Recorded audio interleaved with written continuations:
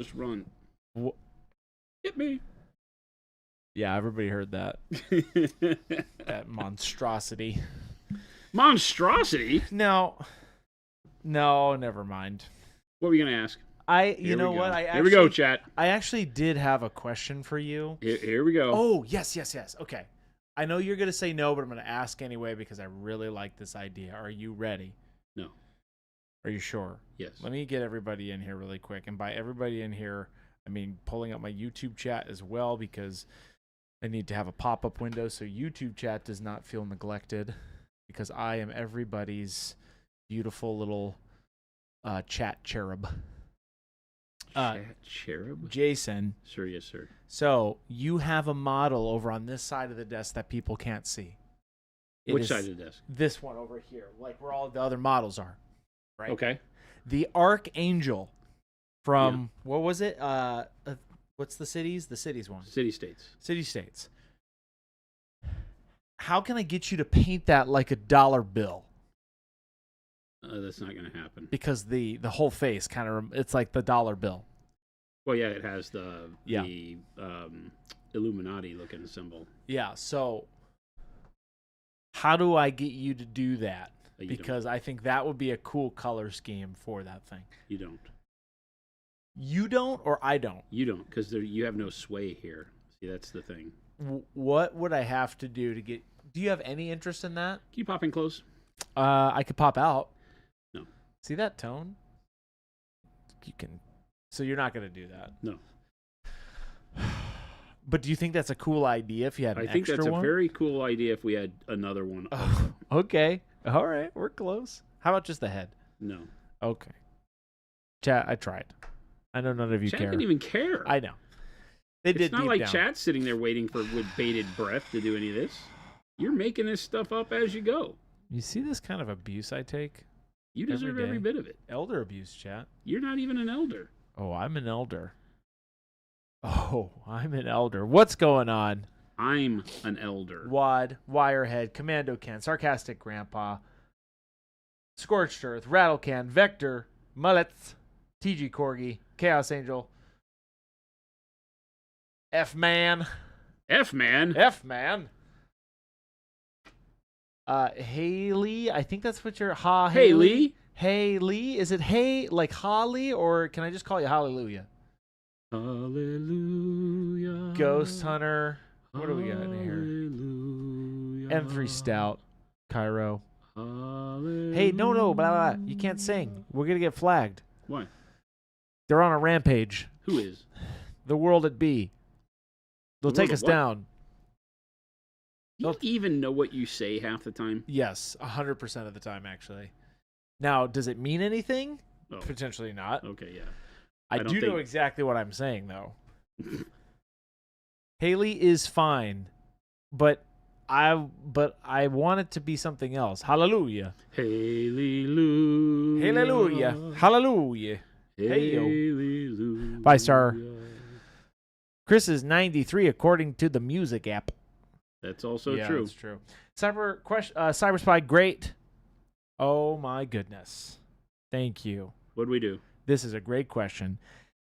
Cyber Spy says, "Can I ask y'all a question about glaze and dry brushing, please?" You may. Of course. And please do not take offense to the fact that Chris makes silly voice noises for all of you. He said y'all. Well, but that doesn't mean that they talk like a hick. You never know. I use the word y'all. I was talking of like a designated fairy tale countryman. That's a good thing in the way I speak. I'm a very fine salesman. Chad, I'm having to apologize 5 minutes into the show. That's my Sidewinder. That's my Sidewinder. Sidewinder Slims. Why am I having to apologize 5 minutes into the show, Chris? That's Sidewinder Slim's voice. Hey y'all, how you doing? Scorched Earth.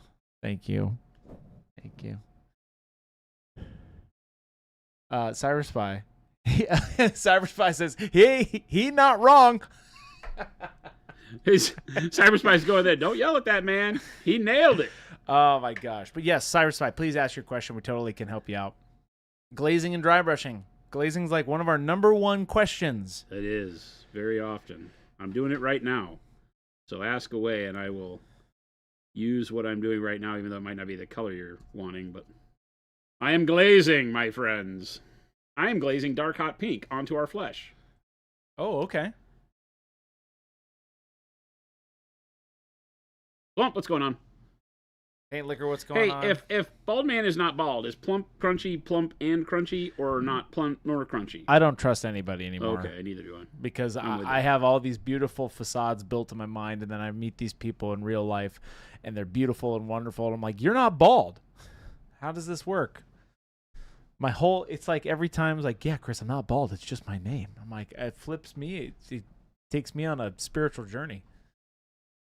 It takes you on a spiritual journey. Yes. That somebody lied to you. If you give a moose a paintbrush is what I almost named the stream, but I decided not to. Cyber Spy, thank you so much for getting us back on track. So when it comes to glazing, which way do we go with paint color depending on paint? And for dry brushing, how do we know how much we have on the brush? I bought y'all's DD3 brush, and sometimes I think I'm not doing it correct. Okay, that's a lot. Yes. Help me with that again. Let's start with the first one. So when it comes to glazing, which way do we go with the paint color depending on paint? That's the first question. By which way do we go with the paint color? Help me understand what you're meaning. Do you glaze light over dark or dark over light? Is that where the question's leading? Help me understand. Yeah, clarify a little bit. Ooh, I am really... Zoom in super close. Oh, yeah, sure. It's very subtle, but look at that dark hot pink in the midtones there. There it is. I'm digging that. Cyber Spy says yes.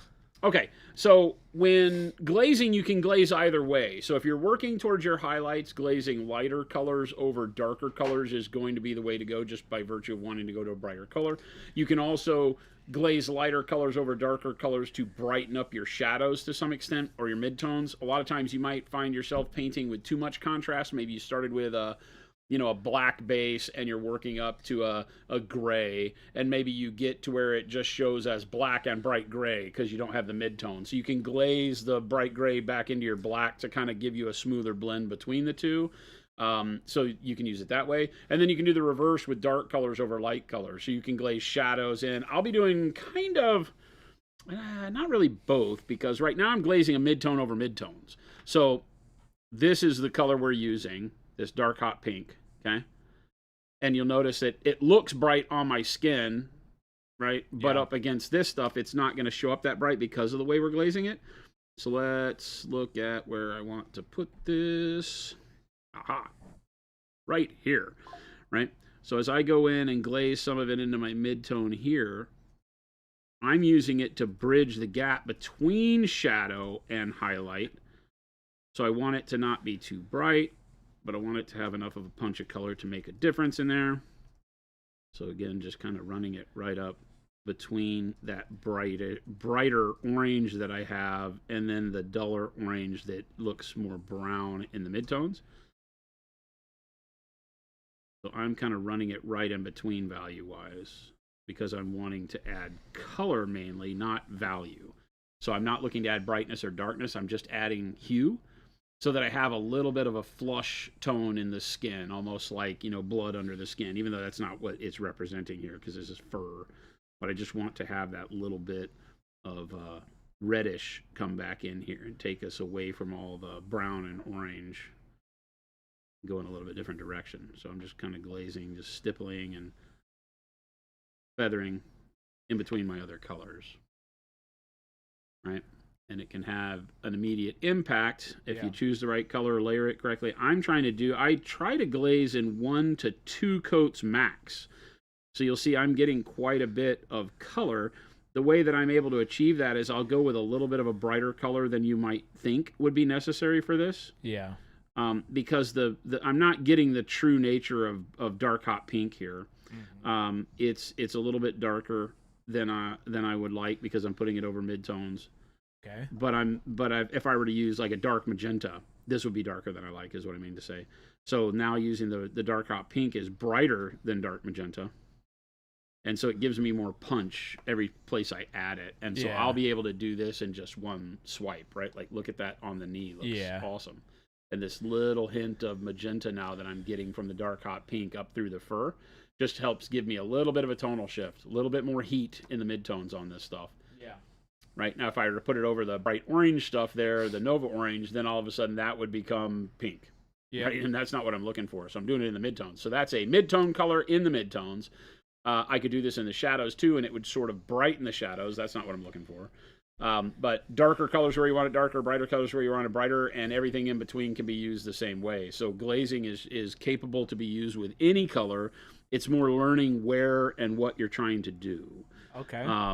You know, I might come back in and add some dark purple shadows on this just so we can play around and show you more glazing today, because I think a lot of people would benefit from that. Yeah, absolutely. I mean, I can definitely see that little tonal shift you're adding in there between those. Just if you zoom in close on just the part I'm doing now, look at that little area where I've added the pink versus what's right below it. And then I'll keep same short little brush strokes that I was applying all the paint with, but I'll keep going into the dark and the midtones, and maybe then I'll stretch it out a little bit more until I'm happy with it, and that gives me just a little bit of a tonal shift there. Same thing here. I'll maybe drag it into the brighter color a little bit, but mostly trying to stay in the midtones. Little tip. Nice. And this is just brush load of water in the paint, and then taking most of the paint off of my brush. I don't want a whole lot of paint on the brush as I'm doing this. And then very light brush strokes. Light meaning I'm not putting a lot of pressure on the model. Just enough to get it slightly wet in the areas where I want the paint to go. Right? Then I can do the same thing on the front side here. Can you come down a little? There it is.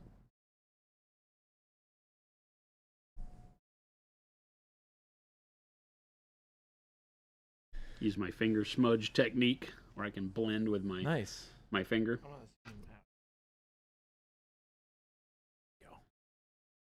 Right, so if I want to add a little bit more in the middle area, I can come back, a little less water, give me a little more of the pink. I'm still doing that sketchy brush stroke here so that I can keep the idea of fur going. All the colors that I add will most likely have that kind of sketchiness to them. That way I can punch up the magenta in all these areas. Cool. Red Repray says, did you hear Next Level Painting retired? Yeah. He does it every year on his birthday. He'll be back in 2 days. Oh, there you go. It basically is him taking his birthday vacation. Oh, for a second I believed you. I'm like, what? He retires every year on his birthday. That's awesome. And he does his birthday retirement stream. and he always jokes because he's like, the donations on the birthday retirement stream should allow me to retire for about 2 days. And then he's back like in 2 days. Nice. Right? Because he does his stream like Tuesday and then he'll be back Friday or something like that. And the one day he's like out, he might just get everybody. So it's pretty funny if you've never seen it before. And then going back to Cyber Spy's next question, when you get a second, Jason. Sure. Can you show us how much paint is appropriate for dry brushing? Or explain it? Like how to load the brush? Exactly. Sure. I think that will be a good Cyber Spy. I think that will really help you based off of dry brushing, because then it'll go into how much paint you put on there when dry brushing, or the way Jason does. How we liking that, chat? It's looking good. That little boost of reddishness in there. You digging that? I think the dark hot pink was a good choice here. It's very subtle in some of these areas, but that's what I was hoping for. Just a little bit of shift. Remember that when you're glazing and filtering, you don't need it to have big, huge jumps in color. It can, but doesn't have to. Yeah. Right? Because if you can see that leg versus these where we haven't. Oh, we did do that already up here, didn't we? You did this one, yes. Cyber Spy. Okay, I figured that would help you out with your dry brushing question. And Hammerhawk, while we're talking about glazing, would you ever glaze both ways? If, for example, if you're glazing from shadows to midtones, would you glaze both the midtone into the shadow and the shadow into the midtone? Sure. Yep. Because why not? Balance it, helping you balance your color. You'll hear me talk about like that teeter-totter, that push-pull. You might glaze a little bit of shadow, then glaze a little bit of midtone or highlight, then glaze a little bit of shadow, just to get it right. It's all going to depend on the coloring, the area, what you're trying to do, but feel comfortable glazing until you like it is the idea. And if you glaze, like if I were to put too much of this pinkish color on here and it starts moving too rosy in a color, then I can glaze orange back over the top and knock it down. So, you know, that allows you to have a freedom when you're working so that you don't have to be as scared of the outcome too, right? Because you can analysis paralysis yourself and be thinning your paint to the point where it has no effect. And that's usually the place that it feels the worst when glazing, is that you're thinning your paint to zero opacity because you're afraid of the impact it might have, and then it doesn't do anything, and then you're like, well, why am I even doing this? Like I said, I Tommy, thank you so much typically for that sub. have got the paint to where it's like this. You know, that's quite a bit of pigment still, but take most of it off so that when I do a line of paint, it's not at full opacity, but it does give me a boost of color all in one application, so I'm not having to do this same area 3 or 4 or 5 times. I hate that. Like glazing in so many layers, it drives you bananas.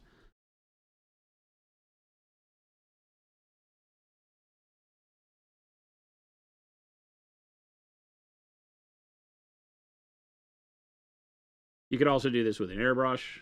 This kind of glazing right here is really good to do with an airbrush if I didn't need this texture. Just doing this kind of spot coloring in the midtones, you could hit it with an airbrush and get good results. You obviously need to be good at working close in with your airbrush, but it's very, very doable.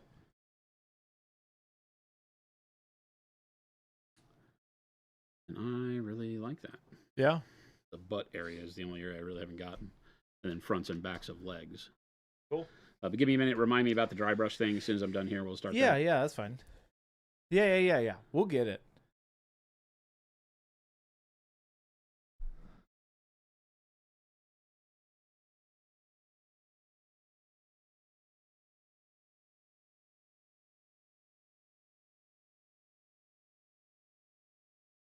Even when you're painting quickly, you can put a glaze to really, really good use. If you maybe you're not happy with the way the colors looked when you were done in a particular area, so a glaze can help correct your coloring. Maybe you're out of balance with your highlights and your shadows, and a glaze can help you fix all that. Once you get used to it, you'll learn how to thin your glaze to the point to where you can use it both, you know, higher opacity and lower opacity to help with the blends that you've got running across the model in different areas. It's a technique you will start to use on every model once you get the hang of it. It's not something that I tend to think of in terms of an actual painting technique that is the only painting technique you'll need, because you can't, I mean, while you can paint an entire model with just glazing, I don't think you're ultimately going to like that very much, because glazing desaturates color quite a bit, because you're applying it so thin that you lose a lot of that saturation of color as you go. And if you're glazing so many layers to get back, like you can imagine me glazing enough layers of this dark hot pink to get it back to being real dark hot pink, to look the way it does on my thumb on the model. Glazing is not the way to do that. You need to be layering it, because you'll go bananas trying to glaze that many layers and keep it straight and looking good. I don't really need a lot in this area, but we'll do a little bit just for austerity's sake.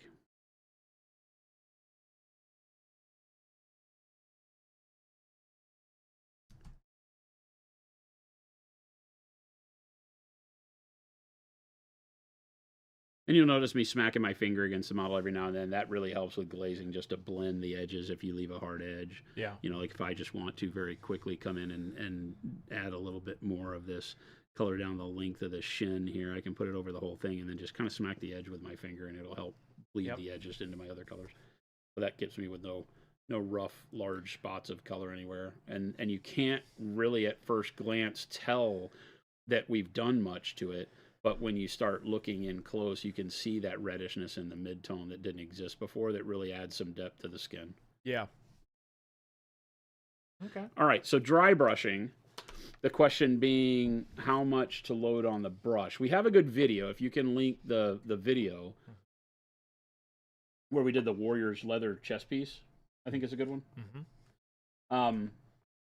But let's talk about this in terms of what did we what did we? Oh, I think recently we did like this one where we did the green Yeah. on her. Uh-huh. So we showed how to dry brush like this and how to load the brush. I'll show you because this is two-step. This is something where you use more paint on the brush to cover more area, and that gives you that dark green look on here. Right. And then coming back with very little paint on the brush and hitting the top edges. I also did like bright pale green and probably just green on here too. So using two colors. But if you're going to be doing multi-stage dry brushing, it's really crucial to understand that if you want this type of effect, you have to use more paint on the brush for the darker color and then less paint on the brush for the brighter color, because the more paint that's on the brush, the more area you're going to hit of the model. That's just the way that works, and you don't want to do that necessarily as you go towards the edge highlighting stuff. But you can see how with just two passes on the airbrush you get a really good value sketch on this. Yeah. Right. So similarly, if we were to take, we'll dry brush a little bit on the skull and hand here. So let's grab something like bone. Oh, for the skull? Yeah. That's a bold choice. Bold choice. Bone for bone. There you go. Gonna look horrible, but all right. I know. All the brilliant YouTubers will tell you never use a napkin, but you know what? Really? I actually commented on a video recently. You dirty dog! I never do it. Oh no! I never do it. But you somebody commented? Some brazen YouTuber young came out and said, "Don't use paper towels. It's horrible." And I said, "What about all the artists that have been dry brushing brilliantly for 50 years with paper towels?" They didn't answer me, but oh no! There you go. Get your paper towel. Just say no to YouTube. Wait a minute. We're on YouTube. Appropriately sized brush is a big thing, right? So for something like this where we have, a limited amount of space, a DD2, something like this would work. A DD1's probably too small. You have to think in terms of the smaller the brush, the more chance you have of showing your brush stroke. The larger the brush, the more you have of hitting areas you don't want to. So you're really trying to fit the brush to cover as much of the area you're dry brushing anytime as possible. But of course, if you're doing the side of a tank, you can't have a brush that's big enough to hit the side tank unless you own one of the very few DA1000s. So, my hands are tied. All right. So first off, I will load the brush up pretty well. I'll dip it into the paint quite a bit, so you can see paint's coming down quite a bit. Mm-hmm. Right. So that's a lot of paint on that brush. This is what I call seasoning. I'm not going to paint on the model with this unless I'm doing like smudge brushing or something, which we're not.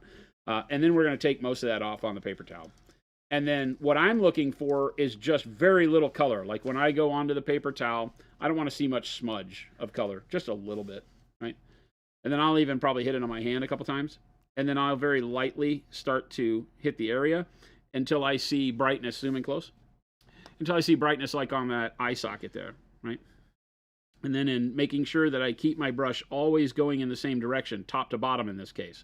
Never, if I choose to go top to bottom, because I'm dry brushing a bright color over a dark, so my light is coming from top to bottom. Don't ever do bottom to top. Don't hit it down and then on the upstroke too. Pick a direction and stick with it. So if I'm hitting it on the down direction, only hit it on the down. Hit it on the down, lift the brush, come back, hit it on the down again, right? So even though I might look like I'm going back and forth when I go quick, I'm really only ever touching the model as the brush is going on the downstroke and not on the upstroke. And so when I've cleared the brush like I did where it has very little pigment coming off on the paper towel, this is the kind of finish I'll get, right? Very nice, light. It'll catch hard edges more dramatically. Yeah. And then just leave very feathered, light touches of color on the top surfaces on the skull like that. Okay? Now, if I add more paint, you can imagine what's going to happen. I'm going to leave heavier paint everywhere. So that's why when you look at this green, the dark green is just kind of feathered across surfaces. You look like up in this little shoulder plate and across the front of the leather. The darker green is feathered because I use less paint on it and press harder. And then same with the bright, using less paint but only catching the edges. So probably more paint on the dark green, but only by a little bit. Right? Mm-hmm. And that's what we're doing here. You've got a little bit of feathering of the brighter color on the top of the bone there, but you're still seeing the dark color through it. And then it's only really hitting the hard edges like across her knuckles and across the bridge of the nose and the eye socket there. And this will keep laying paint out for quite a while, but you know, like if we come over here, it'll still be able to deliver some paint across the bottom of the hand and the knuckles if we wanted to. That's supposed to be shadowed, so we wouldn't be doing that normally, but Cool. right.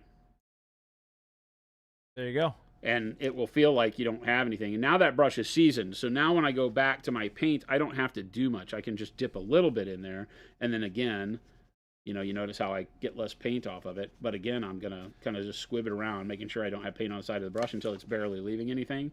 And then when I come back, it'll do that same effect. It won't give too much out. And just keep your brush going in the same direction, right? We can do the little bit of dry brush on the face to give her some highlight on the face. This hand over here, whatever we want. Cool.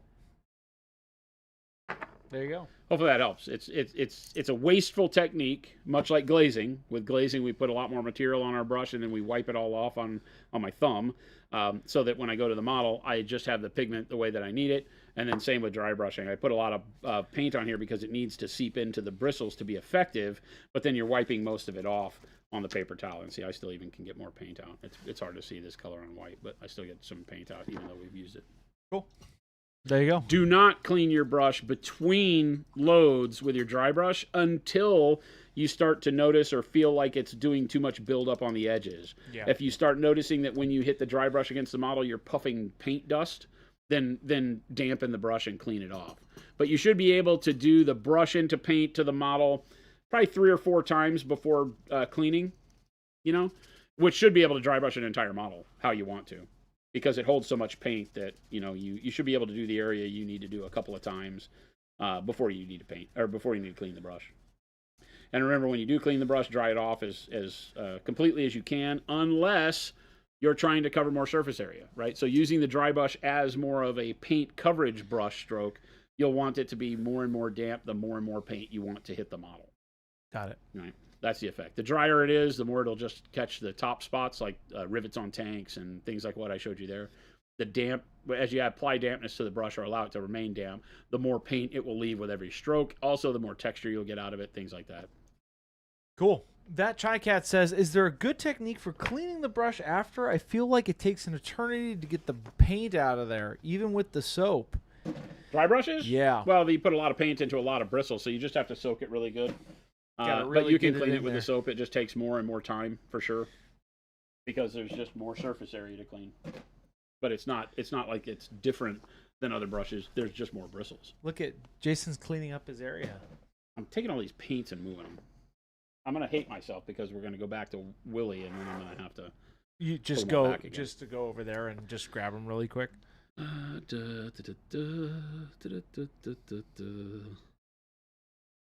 There you go. really like that. Frankie says, does the secret sauce, you mean special sauce, replace the need for glaze and wash medium? No, they do different things. Glaze wash medium will lower the opacity of your paint while keeping the same viscosity that you're used to, so it still feels like paint. Then when you add water to it, it will turn it into a wash, meaning that the glaze wash medium will allow the pigment to be pulled into low spots and leave less of the color on the high spots. One step leaves more color on the high spots while also pulling more pigment down into the low spots, so you get complete color change on the surface. From a wash, that's not what you're looking for. A wash is just offering a gradient and a shade generally. It's very rare that we wash with bright colors. But you're usually using darker colors that want to provide a gradient on the surface, so it goes from whatever color the base coat was to a darker version of itself. Whereas the one step will allow you to do all of that in one step, right? You can add like black brown to it and then put it on, and it will turn the model black brown, but it'll build up more pigment in the low spots to make it a darker, more saturated black brown in the shadows, but it will cover the whole model and make the whole model black brown. Okay. That's the difference between a wash and that speed paint kind of product. But I don't understand why it isn't just adding yellow to the reflected color. Can you help me understand? Okay, wait a minute. I know I can use a shiny golden spoon or something to get a reference for how different things reflect on polished gold non-metallic metal, but I don't understand why it isn't just adding yellow to the reflected color. Can you help me understand? Remember that depending on the polish of the thing, remember what color is a mirror when you look at it? Whatever color you see. Right? It's only reflecting back the color. Right. But the glass itself, usually with the mirrored back, would be silver. Okay, yeah, Okay. yeah. Uh-huh. Think in terms of like old world where they would, mount it against a background of silver. Or you can put aluminum foil behind glass and smooth it all out and make your own makeshift mirror, right? Yeah. But so the silver is not being applied to the color in that level of polish, because mirror finish is the ultimate polish. You've laid everything so flat on the surface that light can only bounce back at the exact opposite angle of how it hits, right? So its reflective angle stays true to math. As you start to eliminate the polish, so things like your, if you have a brushed aluminum or a brushed stainless steel appliance in your home, and you put your hand close to it, you might see a little bit of flesh tone reflected, but it'll still be brushed stainless color. It'll still be that brushed silver color. Gotcha. Because it has less reflection. Huh. The more you polish it and the more reflective the surface becomes, the less it represents the color the surface would be normally, and the more it represents the color it's reflecting. Okay? So if you're highly polished gold, it might reflect a tree that wouldn't have any yellow to it at all. Yeah. Go look at colors of high polished chrome. You'll notice it isn't like the reflection has a layer of silver painted over the top of it to glaze it back. So your layer of yellow glazed over your reflective color would be something that would be indicative of, as the gold is not polished, then you would see less of the other color. And the way I do that is when it's less polished, I glaze the reflected colors in. So like we did here, you can imagine this being a reflected orange or a metallic orange surface that I put the dark hot pink on. I just glaze the dark hot pink, so it's just a hint of itself on there. Yeah. Right? If this were a polished, super shiny surface, that bright hot pink might be bright hot pink, and you would lose all the orange around it. So hopefully that helps. Ballman says, afternoon, Jason and Chris. Hello. Was using the special sauce. I believe you're bald. He's not bald. It's a toupee. No. Oh, it's a toupee. No. It's a toupee. You should have seen him the day where he wore the golf hat with a fake hair in it.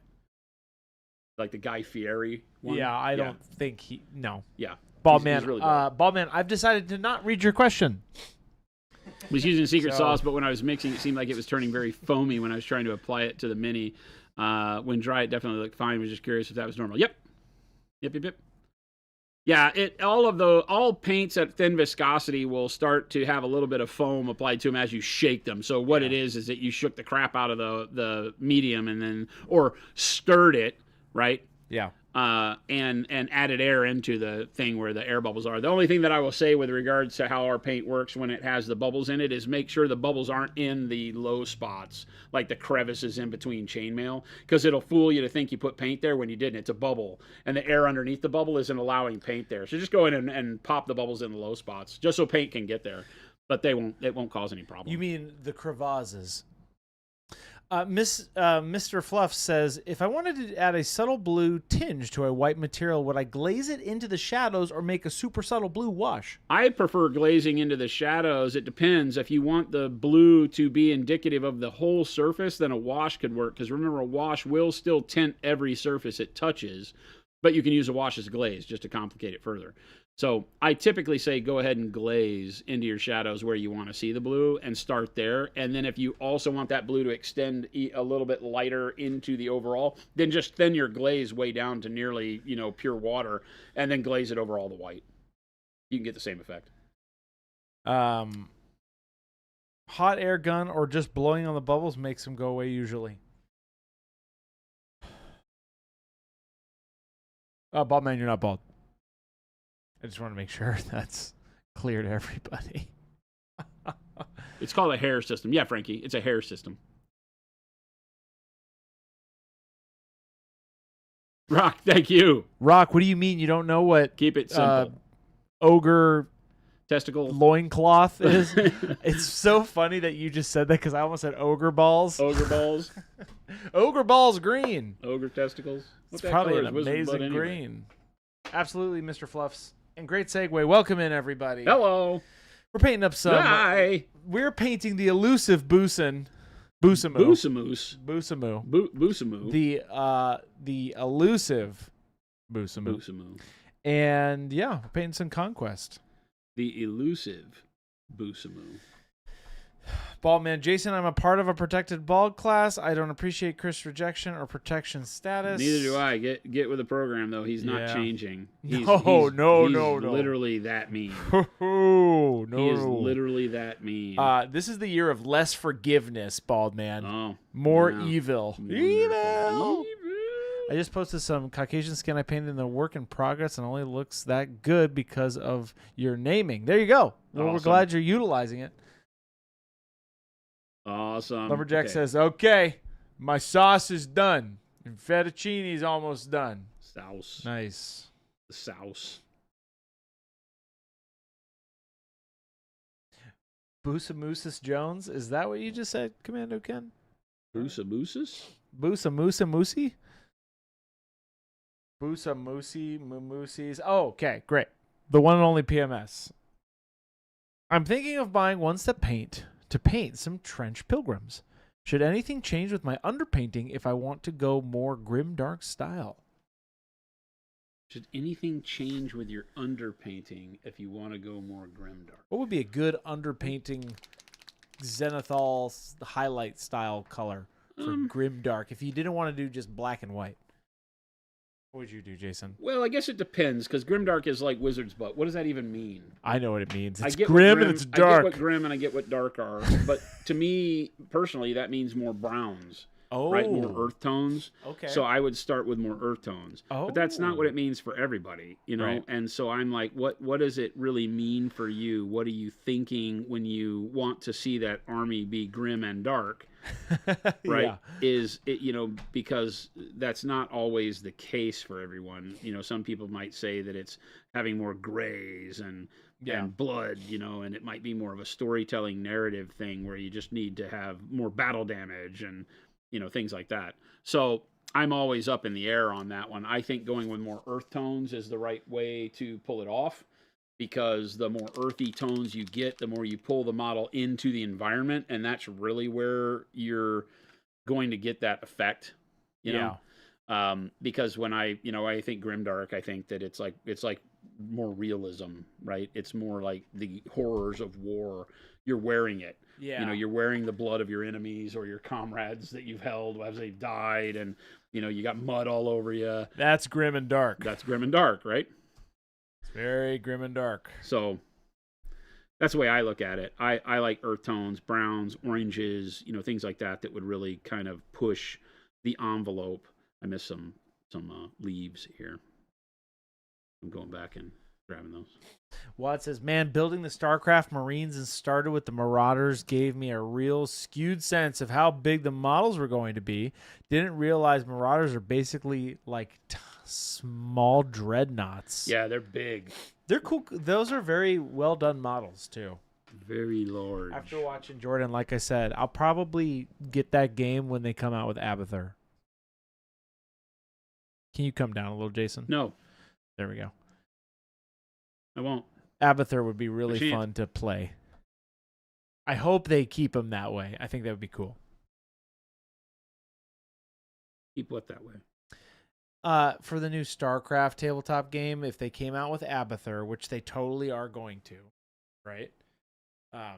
He's just a commander that's not even on the board, right?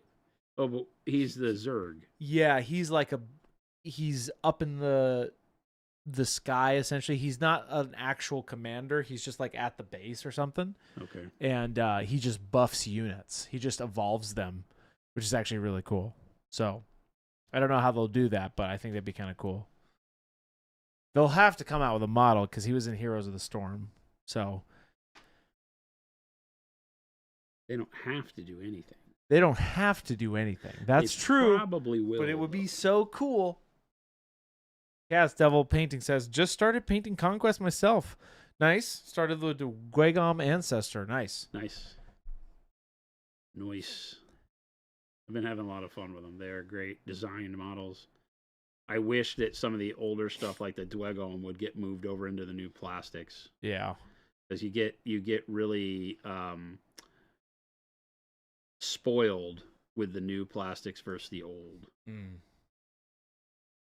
Call Me Moldson, what is the ratio for glazing for a wash with the wash and glaze medium? Does it depend on the color used? ? Sometimes, but generally, okay. So, is the question what level of to make a wash? I'm or to thinking make a so. glaze? What is the ratio for glazing and for a wash with wash and glaze medium? When making a glaze, it's usually about 5-to-1. Gives you a really good starting point for almost any color you'll use. I mean both, says Call Me Moldson. Okay. And then when making that into a wash, you're going to up that to, 6 or 8-to-1, a lot of the medium to paint, and then a little touch of water as well to get it to flow, a little less viscosity, because the glazed wash medium will keep it fairly, I don't want to say thick because their paint's not thick, but, thicker feeling. KBA says, what about military cross-reference sheet for pro acrylic colors? Yeah. I'm very non-committal on that because that world is very exacting. There's a lot of people that would say, well, actually... Oh, I see. Your, dark navy blue is not really IJN blue. And so I don't want to stick our neck out there because I don't want the customer service hassles associated with it. Yeah. Just the way the world is. I don't know if you've met humans on the internet or not, but I've never once in my life. But they exist. And I have met some people from thing. chat, and those are the people. That's enough for you? No, that they're probably. I like Bald Man, for example. I mean, come on. What? He's bald. Little Billy says, Christopher, how much bronze should I be putting in all my paints to make them really pop out? Oh, he literally just handed Don't you that mock on a me, Little silver Billy. platter. Don't Just mock a touch. me. Just a touch, Little Billy. Here, yes. Where's my little finger? Just a touch. Right here. Ready? Here you go. Just a touch. Courtesy of T. Schmid. Boop, boop, boop, boop, boop. I'm pointing at you, chat. There's my touch of bronze right there. Boop. Jason did a really good reference for that. What was that? About 22 days ago? What's that? Random number 22 days ago? Yeah, 21 technically. 21 days ago. He What did I showed do? us really how to use the touch of bronze. Did I you? have never applied a touch of bronze. That's You not something actually, on the record, have. That's something I would never do. I have a timestamp exactly for that moment. I would never, in a million years, Christopher, not in a million years would I do anything like The that. footage doesn't lie. But I would go catch up on that stream if you missed it. Do you have a way to strip paint on a portion of a model after making a boo-boo? Or am I dunking this whole thing and starting over? Reprime it! Well, I am always asking, why do you need to feel like you strip it? Why not just paint right over it? Like with brush-on primer? You don't even have to prime. Why not just go back to your base coat color on that area and then work yourself back up to where you wanted to be? Is it an airbrush? I never strip models. Yeah. If I mess up or whatever, it doesn't matter. We've actually Those purposefully, two right what there, did we yeah. do recently? We purposefully, Those Spire guys, see those golems? You did where you just painted over the old paint job. well, but we did one recently where I made a mistake on the model on purpose so that I could go back and fix it. It was the spider leg. Oh, the spider leg. Yeah, but Yeah. you literally made a thing and then Yeah. you showed us, and that was an airbrush mistake. Yeah. Yeah, how to go back when you've airbrushed and then use a brush to fix it. So, you're never done, right? I never strip models because I'm not afraid to just go back and paint over the area again or blend it into the surroundings if I get a brushstroke, an errant brushstroke or something like that. So I would first say don't worry about stripping it, just paint over your mistake. If the mistake is the whole model, you just don't like the color scheme or something, then there is an argument to be made that just reprime it, like Chris was alluding to. That's what Baby J would do. That's what a lot of us would say, is just do a thin layer of primer back over the top and start over from scratch. But as long as you're painting fairly thin, which is why all of us say, use thin layers so that you're not glomming up details. That's what Ace hobby just paints are said. made for having really good coverage. Yeah. Without having to paint it like a wall. You don't have to use a lot of thick paint. Ace said that because I added too many layers and it's not flat and smooth anymore. It okay. looks ugly. Okay. That's a tough one. Yeah, soak in it probably. Since I don't strip models, there's probably somebody in chat that can help you more with what products specifically would be best. I, in the past, if I've ever had to do anything like that, have just taken simple green and gone a little heavy with the simple green in a water mixture and then dunked the mini in it and let it sit for like 24 hours or something. If it's resin, you have to be careful, but as long as it's plastic, you're fine. The big problem with that is that then you have to make sure that as you strip the paint and then clean the model, you give it ample time to cure or to dry without the soap. Because the soap and cleaning models in general can really be a problem. I know it sounds weird, but models are porous. Plastic is porous. And if you leave soap on it, the soap will get into the pores of the plastic, and then when you go to prime it, the soap will want to pull to the surface and mess your prime job up and cause all sorts of problems. Well, prime. Till Daddy takes the T-bird away. You almost did that. Huh? Prime. Yeah, that's it. That's about right. Was that the story? Monument paint stripper win. Still waiting. Never. Danger boy. I don't know if you're Never. waiting for. I There will are tell many you things. not to hold your breath on that one. 2,135. Because I'm trying to teach you to never have to strip models, so I would be working against myself. The OnlyFans stream would be probably a backup plan only if the whole painting manufacturing didn't work out, because Little Billy said, Jason, you never strip models, but what about yourself? I think you have me mistaken for Chris with his repertoire of ex-stripper names. I have many. Tree Hugger. Tree Hugger. DJ B-Roll. DJ B-Roll. Why is that a stripper name? Why not? It's just bad. See, the problem is I go and strip in each state. I do one show, He gets kicked and then out. I get kicked out because it's so good. So he I has bankrupt 50 the city names. for a day, go to the next city. Different states, though, and I have different names. Chris has many stripper names as he has kids. Many kids. I got rid of most of them, though. They are now off. I've said goodbye to them. They are beautiful adults now. I'm actually 65. Can you guys believe that? That's crazy. It's way too early for the BS meter. And he has many wives with many hats, and many hats with many cats. It's turned into Dr. Seuss the adulterer here, I guess. I don't know what's going on. Oh, I will not do he's it, not Sandman. lying. He's 93, says Tim. That's right. Hey, he's 93. I love how you immediately go into Tim voice. Hey. I know exactly most of the time, because sometimes you use that voice for other people, which I feel like should really bum Tim out that he's not special. No, enough to I have gotta a voice work all on to it. himself. I got to work on personal voices for everybody. I think that's what everybody should get when they've been subbed for long enough, is they get a personal Chris voice. Chris, your fun stripper name is actually your first name and your last name. Oh, I see. Thank you. Christopher Masucci. Introducing Christopher Masucci. To center stage. Social security number Oh, Jesus. as follows. Oh, man. Stan, that's what I'm using. Oh, let's go back to Mr. Stan. Actually, Cairo says, LA's totally awesome, is fantastic, and doesn't damage the models. Is that the goop? Is that the big tub of, like, pomade goop I see people use? Where they just, like, dip it? Have you ever seen that? Where they take a whole model, and then they dip it in this just goop solution, and then it just takes all the paint off overnight.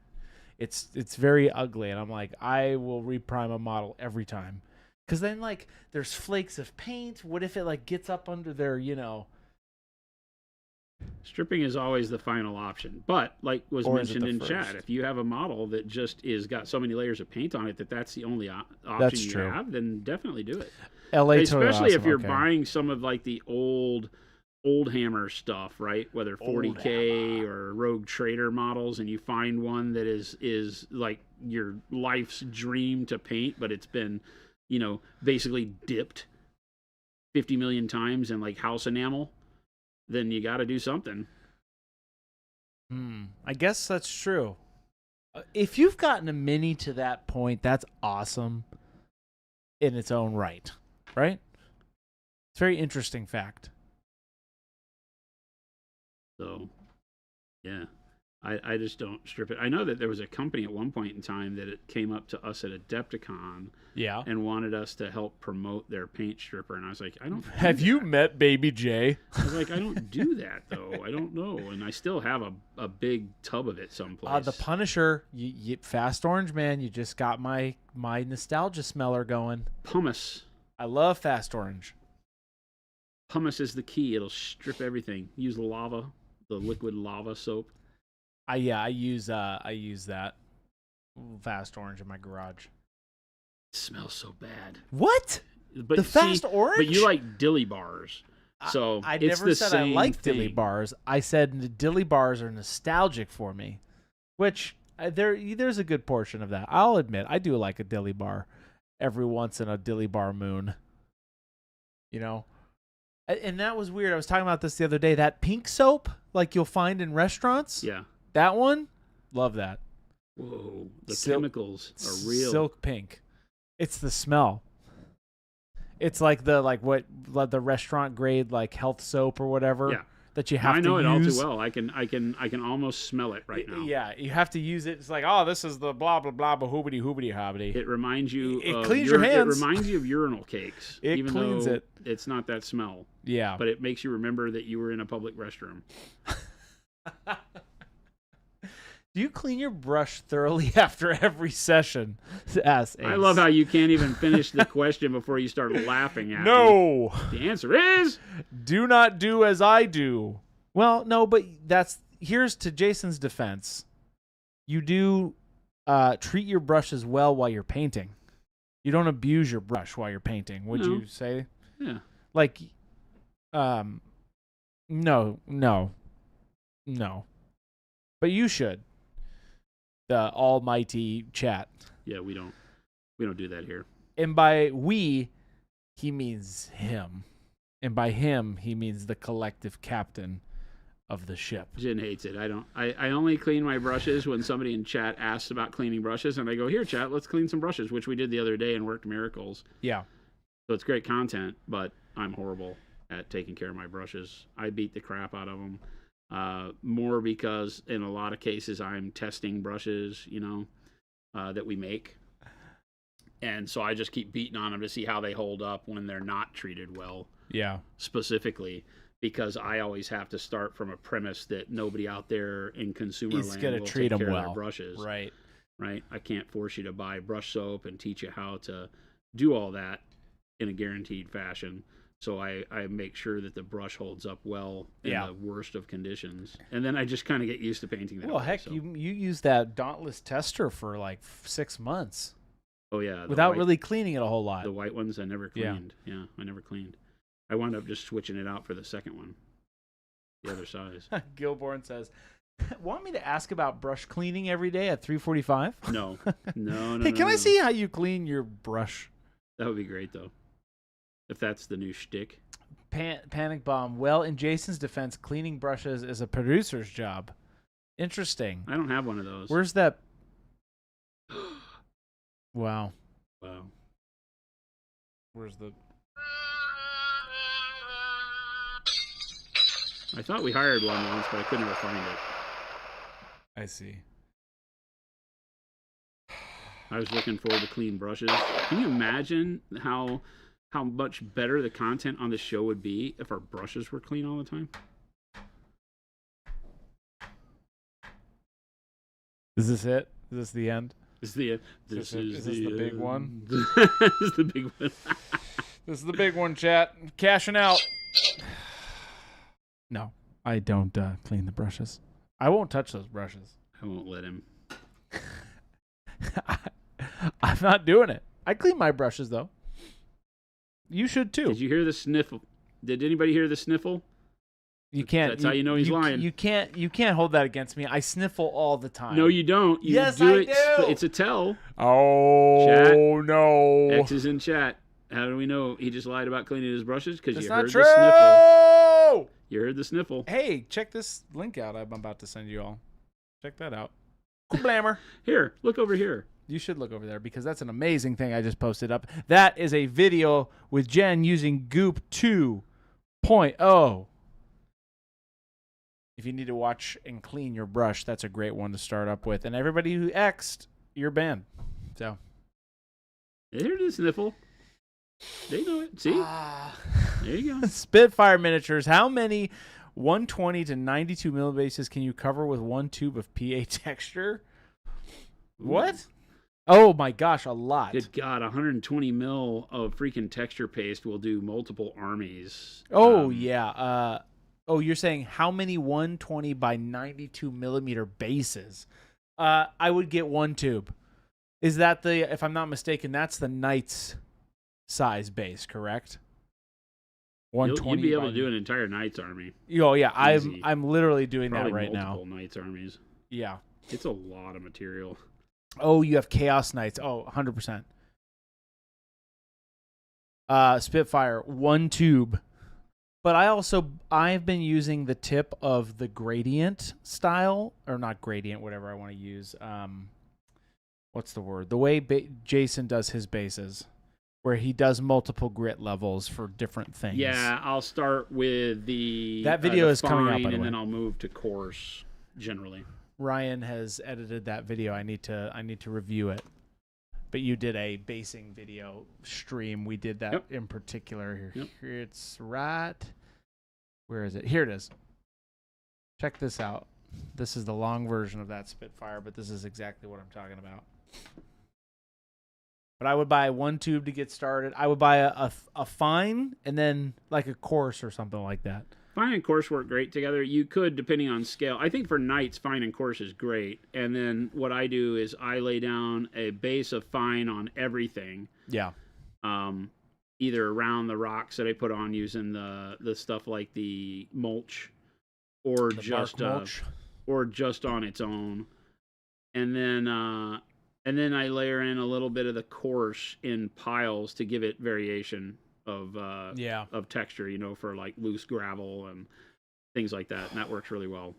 I've actually came up with a really somebody was mentioning it the other day. I'm curious. Danger, if you're out there, you should send me that Discord link of that guy who did the Monty Python Nights. I want to see him, actually. I couldn't find him. But going back to Jason's point, that's how I do my bases too.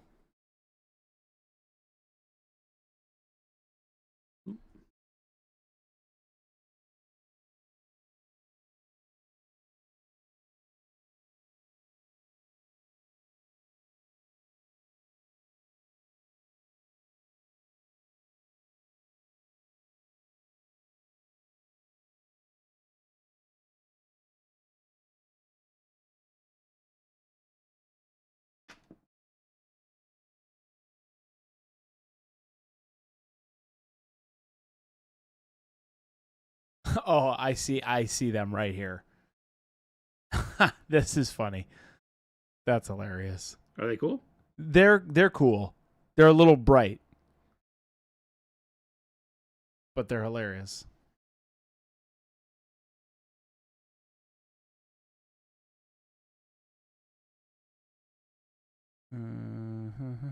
Kyra, is One Step launching in Canada the same time as everywhere else? I do not have a solid answer. That is our hope. I don't know. It may lag a little bit in Canada because we're still I have a meeting at the beginning of next week to go over this specifically with the Canadian team. We're in the midst of launching our Canadian direct-to-consumer website, and nothing new will be in Canada until that site is live, is the key. And that has to do with our production facility up there. We have a production facility in Ontario now, and we'll be producing for Canada and rest of world out of Ontario coming up here pretty soon. So that's a big step. That takes a lot of logistical things coming together, but that's where we're at with it right now. And our hope is that, we can be servicing Canada very quickly after the launch, if not right at.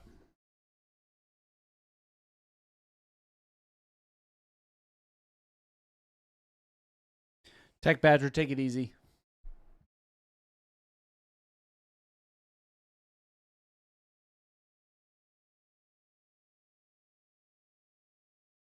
Wirehead says bark bits, cork chunks, PVA glue, colored pencil shavings, and a beach sand make up most of my basing. Nice. Yeah. You can use all sorts of stuff like colored. The pencil shavings is a great tool. Wirehead says, I'd offer my services if you need them, and I live in Ontario. Oh, interesting. Warm yellow.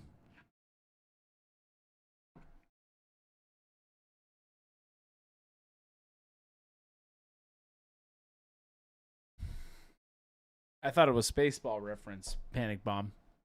How soon is now? When will then be now? Soon.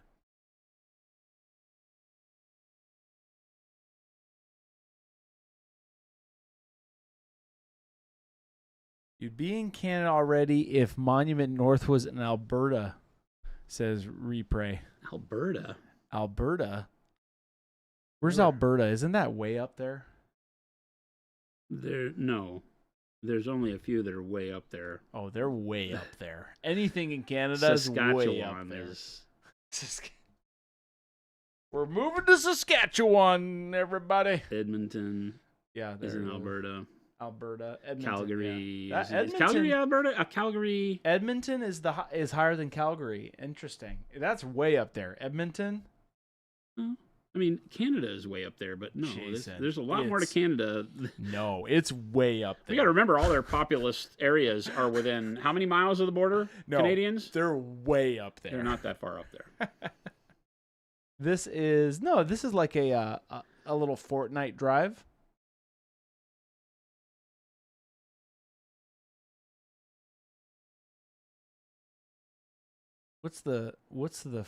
I mean,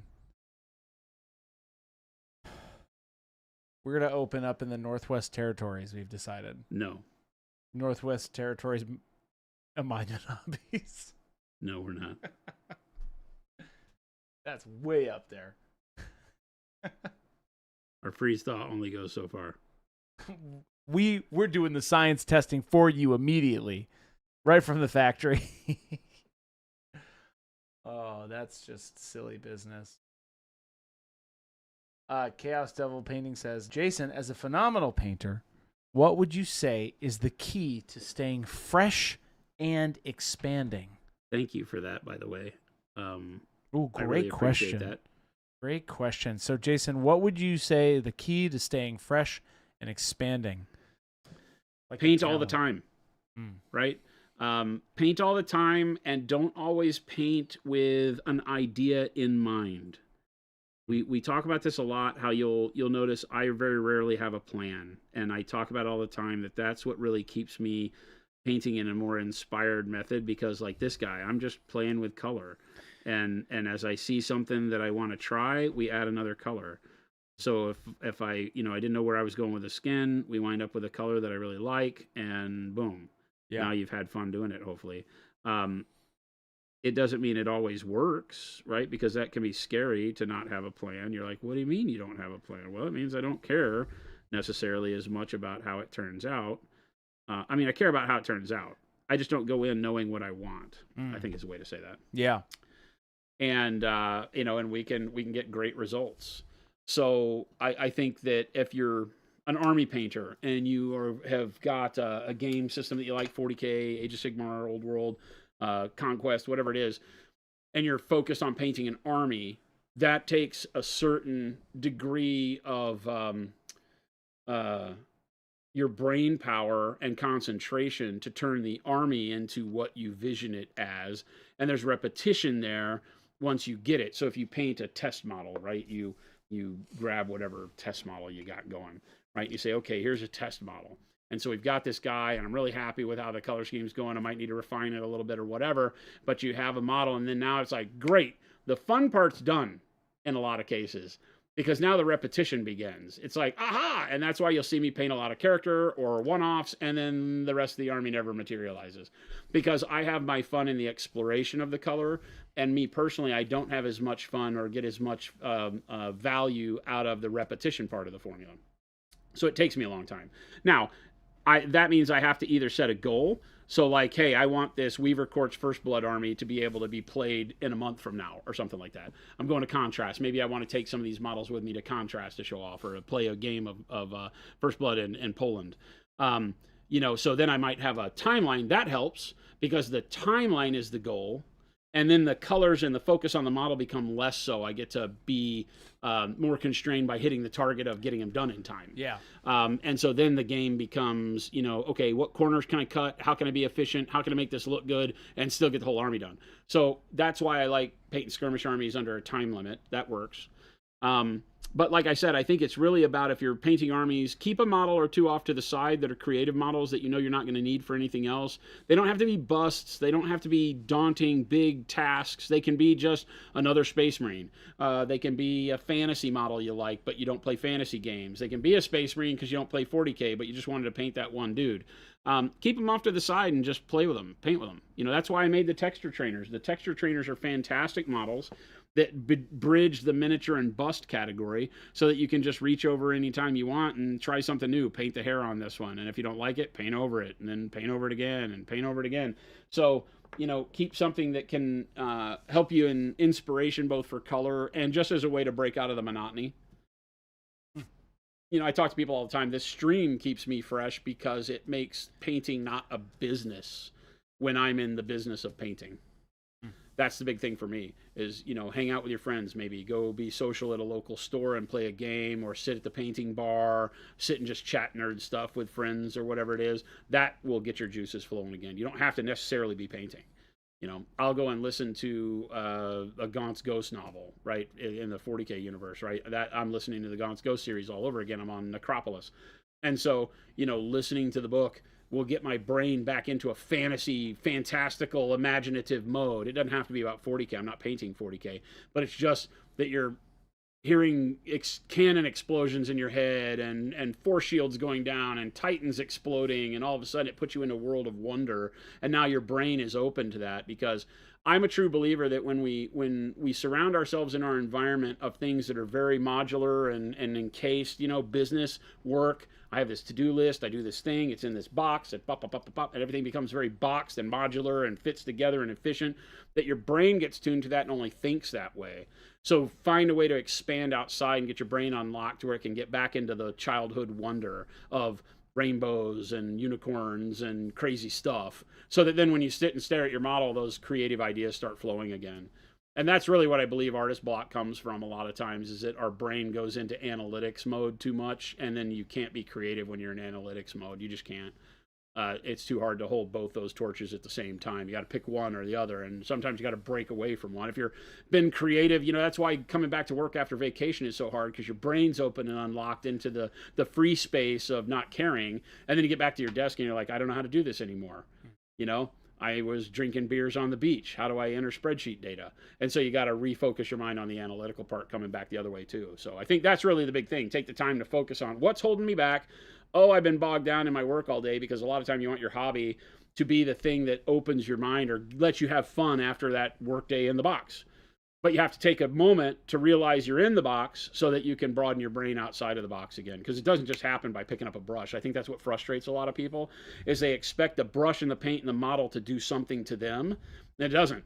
You need to do something to all of that stuff. And in order to do that, you just got to reframe your mind real quick.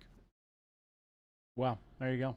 Mo, I see the stories when I paint to some extent too. Yeah, and definitely when I'm listening to books and stuff. Like I said, I'm listening to that book right now, and it's all about cannon and explosions and people dying in gruesome ways, because it's a big, huge Imperial Guard taking over the hive city, and it's falling, and shields are going down, and into the world type stuff. And so it just puts you in that wondrous mode. I mean, that's grimdark. Yeah, so that's definitely, everybody's dying in that book. So it's very grim and dark. But it also expands into the not here and now. Right. Puts your brain into a space where it can start thinking outside of it, what it's responsible for, into just what could be. And that's when I like to sit and paint. Which is what you guys do, right? That's why I thank you at the end of every show, because you guys take me out of the spreadsheet mindset into the, fart sounds and keep going. Therapy guy. That was perfect. Keep going. Cornflake Justin, that's the part why I like the stream. It helps me get in the mood to paint. Awesome. Yeah. That's Yeah, whatever you find, like you may not like not sci-fi knife. books and stuff. I'm not telling you to go listen to a book or listen to Gaunt's Ghost by any means. I'm just saying whatever it is that unlocks your brain and lets you relax your thoughts is what will prep you for being able to enjoy your hobby more. Yeah. And sometimes for me, it's a different model. You know, that's why we're not painting Willie right now, right? Whiplash Willie is because Whiplash Willie is becoming down to the finite details to get it done. And, you know, we're super close. And now it's the repetition of just finding all the highlights and stuff to really finish this out. And I'm really excited about it, but I want to take a break. I want to get back to just letting my brain breathe and not be, you know, worried about the final details because I'm done with the color exploration on him. Now it's just putting it all together. And so putting it all together takes a different mindset for me than the have fun. Like, okay, now I have this weird orange and green Dr. Seuss colored, you know, moose. How do we add more color to all the rest of the spots on him? So L says this stream does that for me. Gets me in the mood to paint and get it done mood. Nice. Nice. L, welcome in. Nice. Jezzy, who did your stream freeze? Nothing on our end. If it froze, they might not be able to hear us, but you can always hit the refresh button. If you refresh, you might have to watch another commercial, though. That's not on us. Call your congressman. You do a lot of Warhammer armies as a commission painter, Chaos, but I like to pick up a model that moved me to paint. Yeah, exactly, right? Yep. Especially if you're doing commission work or painting for friends or whatever, whether you're getting paid or not, if you're painting something that is that repetition and has to be done, right, then, you know, then break away from it and do something that still is embedded in the hobby, but let your brain breathe, I say. You know, take that big sigh that Chris does about 10 times a stream. Yeah, see, there you go. I just welcome in, Chris. You're no longer welcome in. Fired.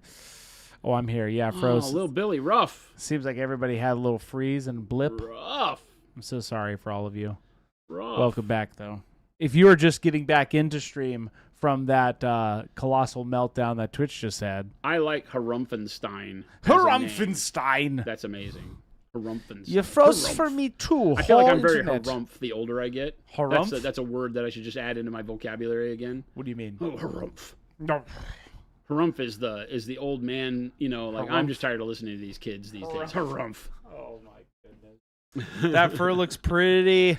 Says Cornflake Justice. Mossy. Thank you. Yeah, you know, the whole Weaver courts are plant and animal, flora and fauna matter that are animated by, you know, these beings, these alien beings. And so it is neat to be able to work with, you know, rich color for leaves and flora.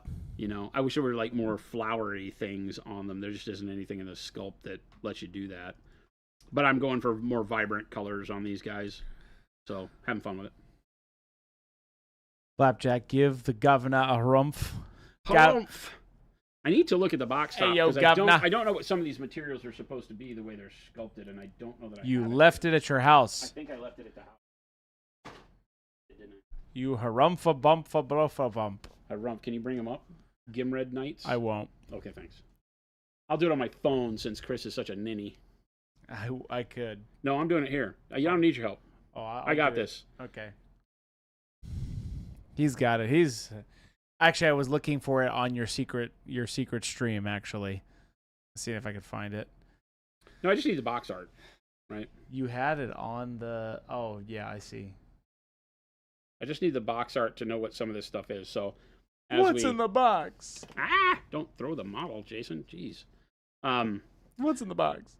See, they had it with just like dark brown skin, but I really like the tattoo work in purple that they did on theirs. Oh yeah, okay. Right. The color scheme was just a little lackluster some with for me. Skulls? Yeah, there's one that has skulls Is all that over like the a neck leader? piece. That is, I think, the unit leader. Hey, yeah. in your the thing you sent me the other day, right? That's the one I'm doing. Right. What? Yeah. The little That's circle. supposed to be like, okay, so the thing around the neck is like leather. The black circle with a number inside it is how many there are, right? Right. Okay, so it really reduces the size of the overall models, essentially. It's literally like only one of each of the brute ones and 4 of the infantry is all you need.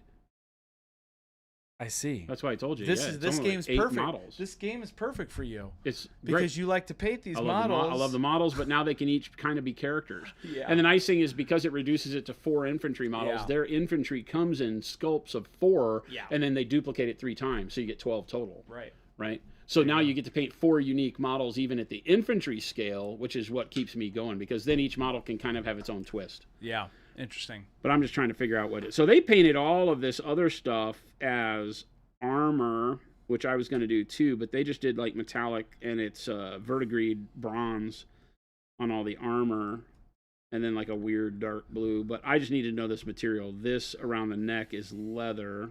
I missed it. The saddles look like, I don't know what that is. I'm sorry I missed your Blazing Saddles reference, Flapjack. I don't know what that is. No, thank you. 15's my limit on Schnitzengruben. Schnitzengruben. That's from Blazing Saddles. I freaking love that movie. 15 is my limit on Schnitzengruben. No, thank you. Okay, yeah, they did paint these things on the side as wings, which is what they're kind of sculpted as. The saddle, though, I guess is just kind of black leather with brown trim. Is that what Oh my goodness, Beef Perky. So Jason expressed his dislike for tall hats yesterday. Yeah. Does that expand to the Dark Angels winged hats? Oh, yeah. Does the tall hats make them evil? Oh, yeah, I hate that crap. It doesn't make them evil. It just makes them poor design. What's your favorite Parabellum model thus far, Jason? I think it still has to... Okay, let me think. Uh-oh. The Girogamo is what got me into this. The Girogamo? Yeah. Oh, right. Right? Because you got the Girogamo with the geishas playing their instruments riding on its thorax or whatever, right? Right. And so this model is still probably my favorite. It's really dynamic in that it's on a piece of terrain. Its front legs are brushes because it's doing calligraphy and telling the story of the dead or whatever it does. And so that's really cool. It's brushes? Its front legs are brushes, paint brushes. Interesting. Calligraphy brushes, right? So its front legs are not claws. That's, zooming close, that's a paintbrush.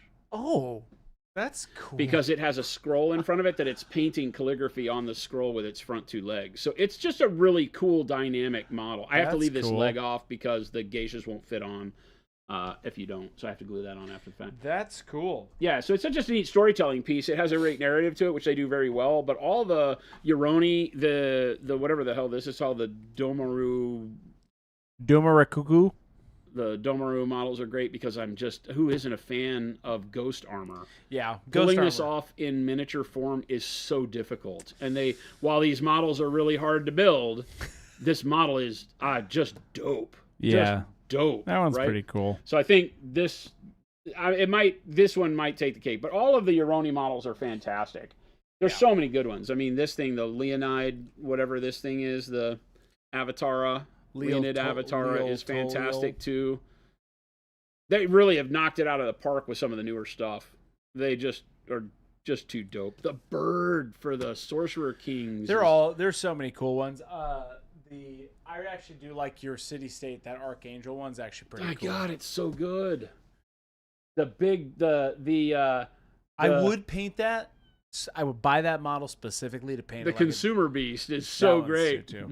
I would paint that. Have we talked to you about your auto insurance? Yeah, I really do want to paint that Archangel like a dollar bill. I am the biggest shill, dude, because I don't even get paid by these guys, and yet I probably have sold more Conquest models than anybody. Because I will tell you, as a line, I think they have the strongest amount of really rad models across all the factions. Yeah. I think that one of the weaknesses is that there's also some things in each faction that I don't like immensely. Not immensely, wrong way to say it. For you specifically. For me specifically, there's some stuff that no faction on its own, all of it grabs me. You're not into the orcs. The orcs I don't like because I'm not into feathers and jungle stuff. You're not into jungle stuff? It's the same way like with War Machine. I didn't ever like the pirate orcs or the pirate faction for the trolls. I didn't realize. But I was a big fan of trolls. But there was a lot of models that I thought were really cool rules wise. But I was like, bah. I didn't realize on my mini factory you can buy the War Machine STLs. Yeah. but they're expensive. Well, yeah, because they know that they're not going to sell them to you in physical Right, form. So yeah. they've decided that the STL is just for convenience, not for pricing. Yeah, I was noticing That was what because we thought if GW ever did it, Space Marines wouldn't cost any less. they would just because then yeah, Because you're paying for convenience and the fact that you can print multiple ones. that They might even get more. that Like house, a squad might go from $50 to $100 because now that same squad could equal 4 squads for you. Yeah, So the what is it? The that house. I really want that house. Flapsack, really what is cool jungle model. stuff a euphemism for? I don't know. I don't know. I just don't like. I never liked Savage Orcs from Warhammer Fantasy either. I like some of the Savage Orc Shaman was the coolest shaman because he was all just naked with crazy skull staff and stuff. But I never really liked it as an overall theme. I'm not a big fan of pirates. I'm not a big fan of tropical visuals. What about pirate ninjas? No? I don't know how that would work You together. don't like ninjas. I don't know how that would work together. And you don't like pirates. I didn't say I don't like ninjas. I thought you said you did a while ago. You said you're not a fan of the ninja trope. No, Vikings. Oh, Viking Pirates and Vikings. pirate Viking. Now, it's weird because Vikings alone, as a fantasy army of Vikings, Yeah. that I can get into. What? Frost Giant Vikings, the Nords for Conquest, Vikings, Oh. Giants. That I can dig. They have werewolves, but which wait are a like minute. werewolves. What, They have bitch. That stuff's bitching. what Vikings do you not like? Space wolves. Really? I don't like the Viking trope made modern. Oh, interesting. Because those models are super cool. I don't like the Viking trope made I modern. see. Oh, so if I was You know, just because a when you invented electric or gas heat, you no longer need to dress like a freaking Viking. So it doesn't make any sense to me. It's like the hi hat thing. Don't listen to me. I'm not your best friend when it comes to that stuff. I don't want to dissuade anybody from loving. I do love the new spacefaring Vikings, but come on, man. the new They space have wolves are heaters in pretty their ships. cool. They don't need to be wearing wolf pelts everywhere. It's They just do. dumb. They have to have it on their armor, Jason. Whatever, dude. What's the purpose of that? There is no purpose in that. No, there's a purpose. It's like Space Marines with camouflage. It's like, dude, your armor's yellow. Yeah, and you're massive. Yeah, you're 8 feet tall and can crush gods with your bare hands. You don't need camouflage. Yeah, So I see. Ninjas are kind of like land pirates, says Flapjack. Well, I guess so. GW are working on a way to lock STLs. Yeah, they have to get a deal struck with the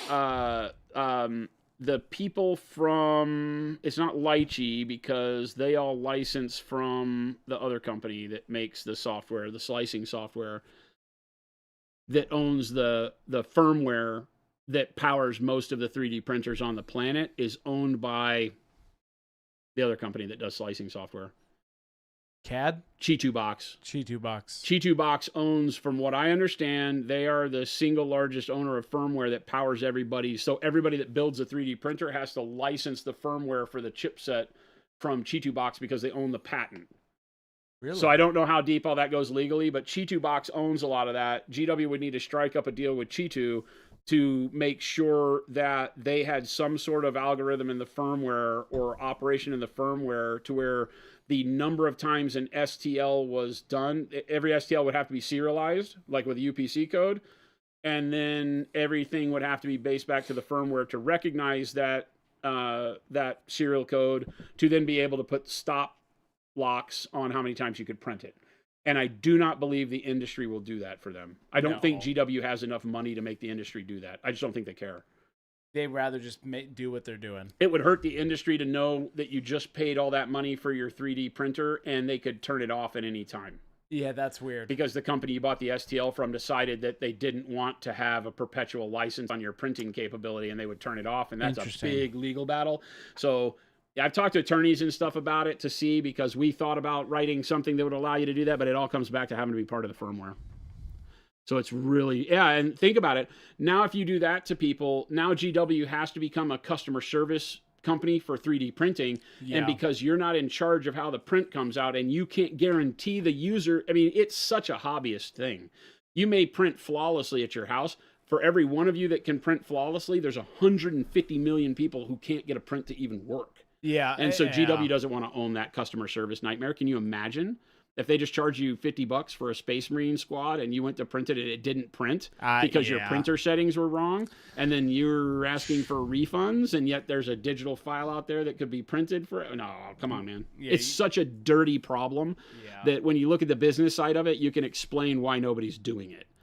The only people that are doing it are the people that aren't intending to sell you a million models. They're intending for you to buy it once, and if you give it to your friend, then they hope your friend comes and buys the next cool model that they make. It's the piggyback mentality. It's not corporations like GW that are jumping on that bandwagon. Because Steamforged Games is not GW. Yeah, and that's why their models are so STLs are expensive now. They're open source projects like Nano DLP for the resin printing to combat the restricted systems. Yeah. Yep. I just want the house. What if you took the STL, modified it, and then wanted to print it? Well, that's like saying that you bought your Toyota, put a turbocharger on it, and then still wanted to have Toyota service it, or whatever. After that, or went off and breaking warranty or whatever. Yeah, it's weird. There's a lot of precedent in the world for that. STLs. That was definitely a bunny trail. Yeah, Jezzy, who locking down STLs and antitrust because it's like that whole Killing Games initiative. Have you seen Stop Killing Games initiative? No. This is an interesting one because what's happening in the EU right now is there's a gentleman who is a streamer who created a venture called Stop Killing Games because there have been a lot of video games that were open world online, right? Yes. And then the company either goes out of business or in the case of Sony just stops supporting it, fires the group, and then shuts the servers down. Well, I mean, look at New World. There's an antitrust suit about to happen from the EU government back towards those people that say they can no longer do that. You can't stop it. Now, I don't know that it'll pass because that's like telling Mercedes if they make a new version of your car. Yeah. Right? It's like, well, wait. But they still have to offer service for your old car. What about all those? So maybe that's not a good argument. What about all those digital things you bought in the game? Is that why? No, it's because they don't believe that selling you means that they're on the hook for it. You bought it, you had fun with it. They can turn it off whenever they want. The problem is games nowadays are happening so quickly and then turning off. Look at some of the games that just came out in early release and then are dead already. There was a big MMO that happened. What was that called, Gabe? That big MMO? Started with an A. Crowfall? No, it starts with an A. But anyway, there's some video games that come out, get billions of dollars or millions of dollars, and then they shut the servers down, and people are like... Everybody was really excited for it. Well, how do you... Ashes. I bought it. Ashes of Creation. Ashes of Creation. It's like I bought it, I can't play it? What? Well, Ashes of Creation, man, that hype was like 10 years long. I think that dude's a total fraudster from everything I can tell. All of that doesn't sound right to me. Wow. Speaking of everything that we just talked about, welcome back, everybody. This is a painting stream.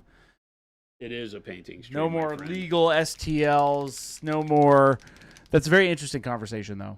The argument is that if they want to stop supporting the games, is that they pass that IP off to another organization to run it. City of Heroes has that happening. I think that they've also said that it would be okay that they just give the population the ability to service the software. They make it open source at the time where they stop to support it. That's what Stop Killing Games has asked for, is let the community continue to support it should they want to. That they should have access to the software that they paid for. Right? Yeah. So I don't know. I don't know where that's going to go, but a lot of that in my head transfers over to the STL problem. Yeah. Same way.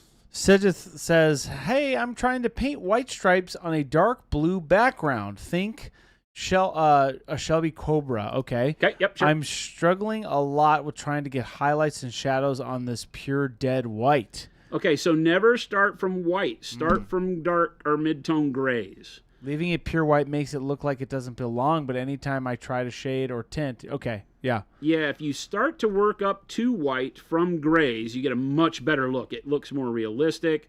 Not that it has to be dirty gray. If you're painting a clean Shelby or something like that with the Cobra stripes on it, you don't want it to be like dirty. But, I usually start from something like neutral gray. Our neutral gray is a really great color to start white from. Or warm gray, something along those lines. And then start moving into like bright neutral gray, then put transparent white over the top of that, and really only move to bright white for your highlight. Because you can't highlight white. There's no brighter color. So this model, looks white, but it's not white. Zoom in close. Yep. The only titanium white that's on this is the edge highlights. See that? That bright edge highlight? Here's a video. That's the only thing that's white on the model, are the edge highlights. Everything else is just bright grays. Yep. And a little bit of transparent white on some of the spots that will brighten the gray up more, but won't turn it to pure white. But this would look good as a stripe on the car, and then you could highlight with the white that would bring in the pure reflective white where you need it. Check that video. If you go to that landing page, that is that video that he painted that. It's the painting white, but not painting white, but maybe a little white. And then you can see all of the colors that he used in that video to get that same workup right there. Yeah, the big key is always, I say when painting white, don't plan to use white as anything other than your highlight color, because you can't highlight white. There's not a color bright enough to do it. And pure white is going to provide so much contrast with everything else on the model that it starts blowing out all your colors in your composition. So even the blue on the car, if that's what you're actually doing, starts looking too crazy. So only using white as a highlight and having it exist in really bright grays is the way to do that. Justin says, I'm trying not to, no free pub, but have you ever painted any models from BOOSIUM Games? Who are they? What do they do? Bestiarum? Oh, Bestiarum. Bestiarum, okay. We have in the past. They have some great sculpts. Very crazy, otherworldly, kind of body horror type stuff. I painted long time ago a bunch of models where they had, I'm going to forget what the name are. It was like a big jailer model and stuff like that. But yeah, I love the Bestiarum stuff. We were one of their early supporters before they got rid of the tier 4 retailers. They gave us the ability to print out any model they ever produced for classes and using on stream. And then unfortunately, like when they switched their whole system up because they were losing too much money doing that,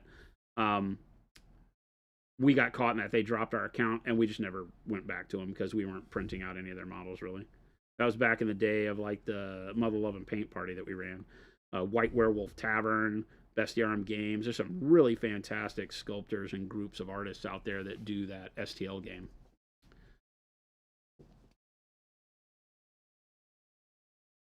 I'm using black red right now, by the way. Basing in black red. I think that red would be a good direction to go with this, so we'll see. Like a bright red. Yeah. Since this is supposed to be like a leather collar. And then do black leather straps for all the saddlery. But I'll intersperse in like a reddish, like a bright red leather accent on things, which I think will go well with the orange and the green.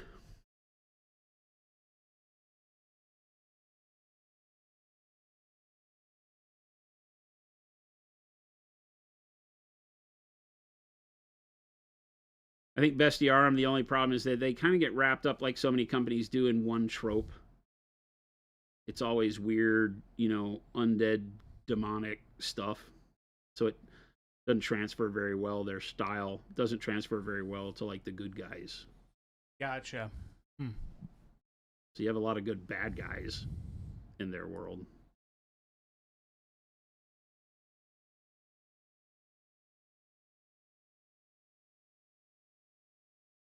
Whereas then you have places like White Werewolf Tavern that I feel like do the good guys exceptionally well and sometimes fall short on their bad guys. So it's funny. Amazing. Justin says they have amazing themes and narratives. Yeah, they definitely do. They do some, all of their releases come with Dungeons and Dragons modules, right? Storytelling, which I think is great. I don't play D&D. So for me, that doesn't matter in my purchasing decisions, but their models are great. And just knowing that they put the care into a narrative to bring the model to life with a story is fantastic because it means they've spent a lot more time understanding like what all these units are for. The variation you get is great. Yeah, I think they do a fantastic job. Some of the better STL people out there for sure. Bestiarum. If you've never looked at them, but you dig the world of 3D printing, check them out. Again, lots of body horror, crazy stuff without being too far overboard. Just some really crazy. They feel very From Software is the way to put it, right? Their stuff feels very Dark Souls. I think would be a good example of what their style looks like. Okay. Like when they do Knights, it feels very Like, is that a zombie in that armor, or is that a real person? To some extent, Jason. What? What? Oh, To some extent. I was telling you to get your one step out. The light source from top left to bottom right and bounce light top right to bottom left. Should I not worry about primary versus secondary light source at this stage and tone down the bounce light later in the process? If you're doing one step and you want secondary light sources, you're always going to need to add white zenithal back over your color. Yeah. You want to set up your primary light source in your pre-highlight, like so. Boom, right? Whether it's 10 or 2 or whatever you do. Get a zenithal highlight on the model, be done. Then apply one step and get your base colors on the whole model the way you want it. Make all that look right. Get your highlights and shadows based the way you want. Then apply another round of zenithal or pre-highlight over your colors to represent the secondary light source. So if you have a bounce light or whatever else that's a different color, because it needs to be a different color, otherwise it's just part of your original light, right? But if you have like a different, and that's why I don't like the idea of bounce light. I don't know where that term comes from, photography, but it seems to be used wrong. It's just a secondary light source. Yeah. Right? Like sunlight, moonlight kind of a thing. I don't call either one of those bounce. They could be bouncing off of material to get to you, but secondary light source would generally be a different color. And so you need to get your main colors locked in, then pre-highlight again, and then do the one step in the color of your secondary light source over the top of all that. And for that, I would typically use transparent white or very thin down white, so you don't get an opaque white. You get the white just altering the base color. And then when you put your one step, thin it down a whole lot and put it over. So now you have your base coat, the white, and the next one step color giving you what that light would look like over that color. Gratz, that's kind of how Jason's building these out now is for First Blood. Man, it's so good. The game is good too. They've done a knockout job with the rules, I think. It's very fun and fast. It's very repetitive, like all games where you just draw a scenario and play for the objective and do your thing. But it is really cool the way that the objective flipping can go. Destroying objectives, fewer models, still use big monsters. There's a lot of fun you can have with it. Gilborn says, need some advice in making sandstone look believable. Working on an Egyptian statue. So sandstone is kind of that, that it's weird because the first colors that come to mind are like Nova Orange, Yellow Ochre, Pale Yellow, I think is the way I would paint it, right? You could use just like a regular orange or something like that. I would take like yellow. Do we have anything? This would be a good. I mean, we can just dry brush a freaking texture trainer. Yeah. You have so many. Is it believable if I do it on a gun? Probably not, but let's do it anyway. I don't have a base that has a rock on it, unfortunately. Otherwise, I would do it on something that was. Or what about a real rock? What do you mean? We have mulch over there. Mulch? I mean, I can glue some mulch to a base. Probably. That's a lot of work. That's a lot of work, and I don't know that I have a base laying around. I mean, I have a million bases, but we can figure something out. A gun's good. Yeah, what did you do on a gun? All right, so let me play with this in my head first, right? Because I think that something like maybe burnt sienna, sandstone. You're thinking like the kind of yellowish, orangey, bleached orange, yellow, with veining in it. Is that where we're going? Gilborn. Because it has, like, I say veining. It has the spots where it's sheared from the face of the rock is what I'm calling veining. Does that make sense? Yeah. Is that what you're going for? Pull up a picture of sandstone. Sandstone. Gonna get that sandstone. This is one that's got me intrigued to see what we can do quick here to help you out color-wise, because that's a neat way to base if you can get comfortable with it. Like monolithic sculptures.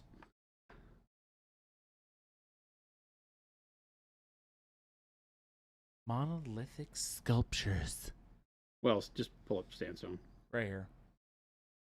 Yeah, exactly. Right. So it has, exactly. So it has that reddish orange, faded yellow, and then the veining where it's sheared or shows the layers of seismic activity. Is that the right term? Seismic activity. Okay, so I got trolled last. I know this is trolling. You got trolled I last think night? I got trolled on our social media. Uh-oh. Somebody said, "Hey, can these paints be used subdermally or hypodermic?"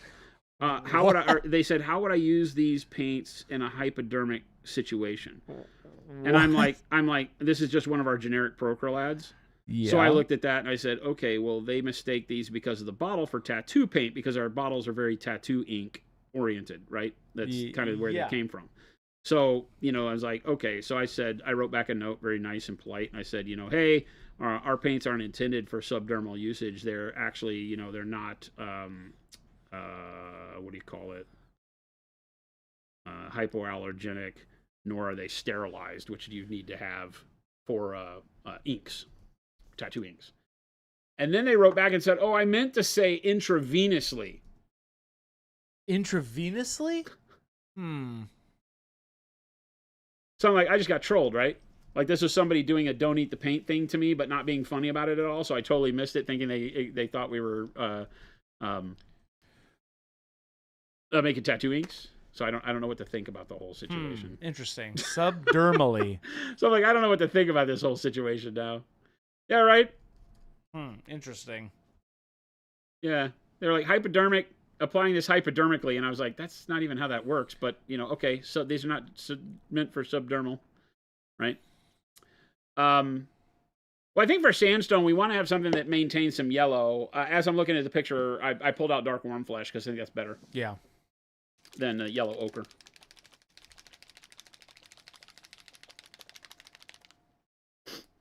And you can get as complicated with this as you want. If you're doing something that's like a slice of stone, then it's going to have a lot of that layer to it of, dark and bright coloring and all that. But yeah, I think you could dry brush this pretty quick. Assuming that our paint actually dries. That's not going to dry super quick. You got your hairdryer thing? I don't.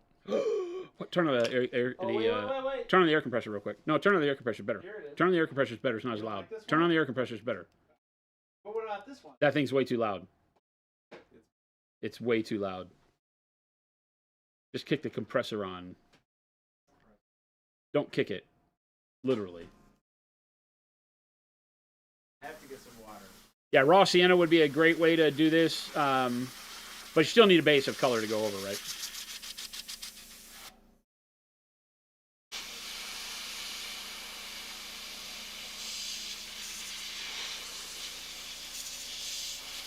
Grabbing some water, Jason. Whatever, dude.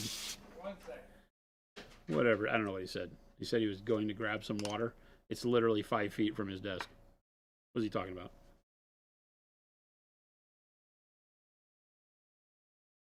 Right. So then, like the dark warm flesh, I think we can get away with lightening this up very, very quickly and get the bulk of the work done with 2 colors.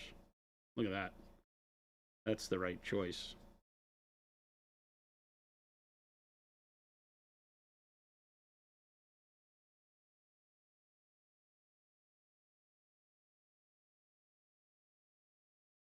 I am squibbing the brush a little bit because I'm not worried about lighting direction. I'm more worried about just paint coverage on this pass.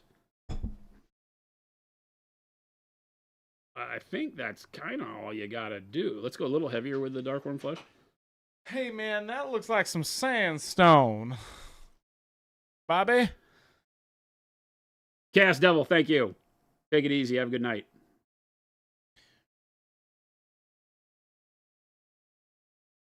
There you go. Gilborn, I don't know what else you want here. We're not doing this for the paint. Right. We're doing it for a shitload of money.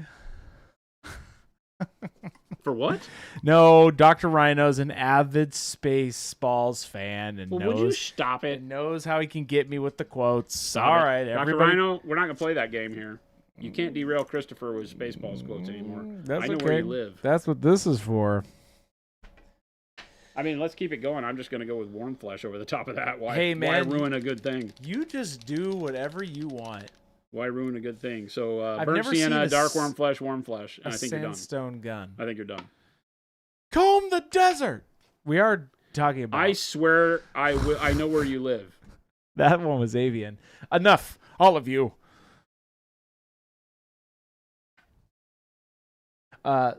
Sacrum says, I've appreciated the one-step video from the other day. Nice. I grabbed a thing of the medium at Adepticon, but haven't quite gotten into work.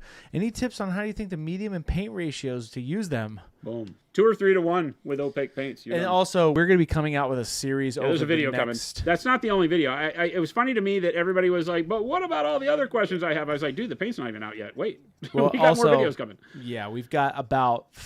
We have one about mixing, straight I think up. you're done. Yeah, that is pretty good. I literally think you're done. The great thing about stone is that dry brushing just handles all your business, and look at that. That's just, yeah, Bob's your uncle. Done. There you go. Sandstone. Burnt sienna, right? Yeah. Dark warm flesh, warm flesh. Heavy dry brush of dark warm flesh, light dry brush of warm flesh, and you're done. There you go. And then you can still go back and get detailed if you wanted to, right? You could come back in with the what I'm calling veining. It's not really. It's like the fracture layering or whatever. I don't know what it is. Sedimentary layering, and you could come back in and do, glazes of color in through it to give that. Glazing. Gotta get that glazing. I need you to not ever do that again. You know what that's from? I need you to never do that again. I will lose my mind. Oh, I gotta focus this little... Oh, look at that. Oh, all right.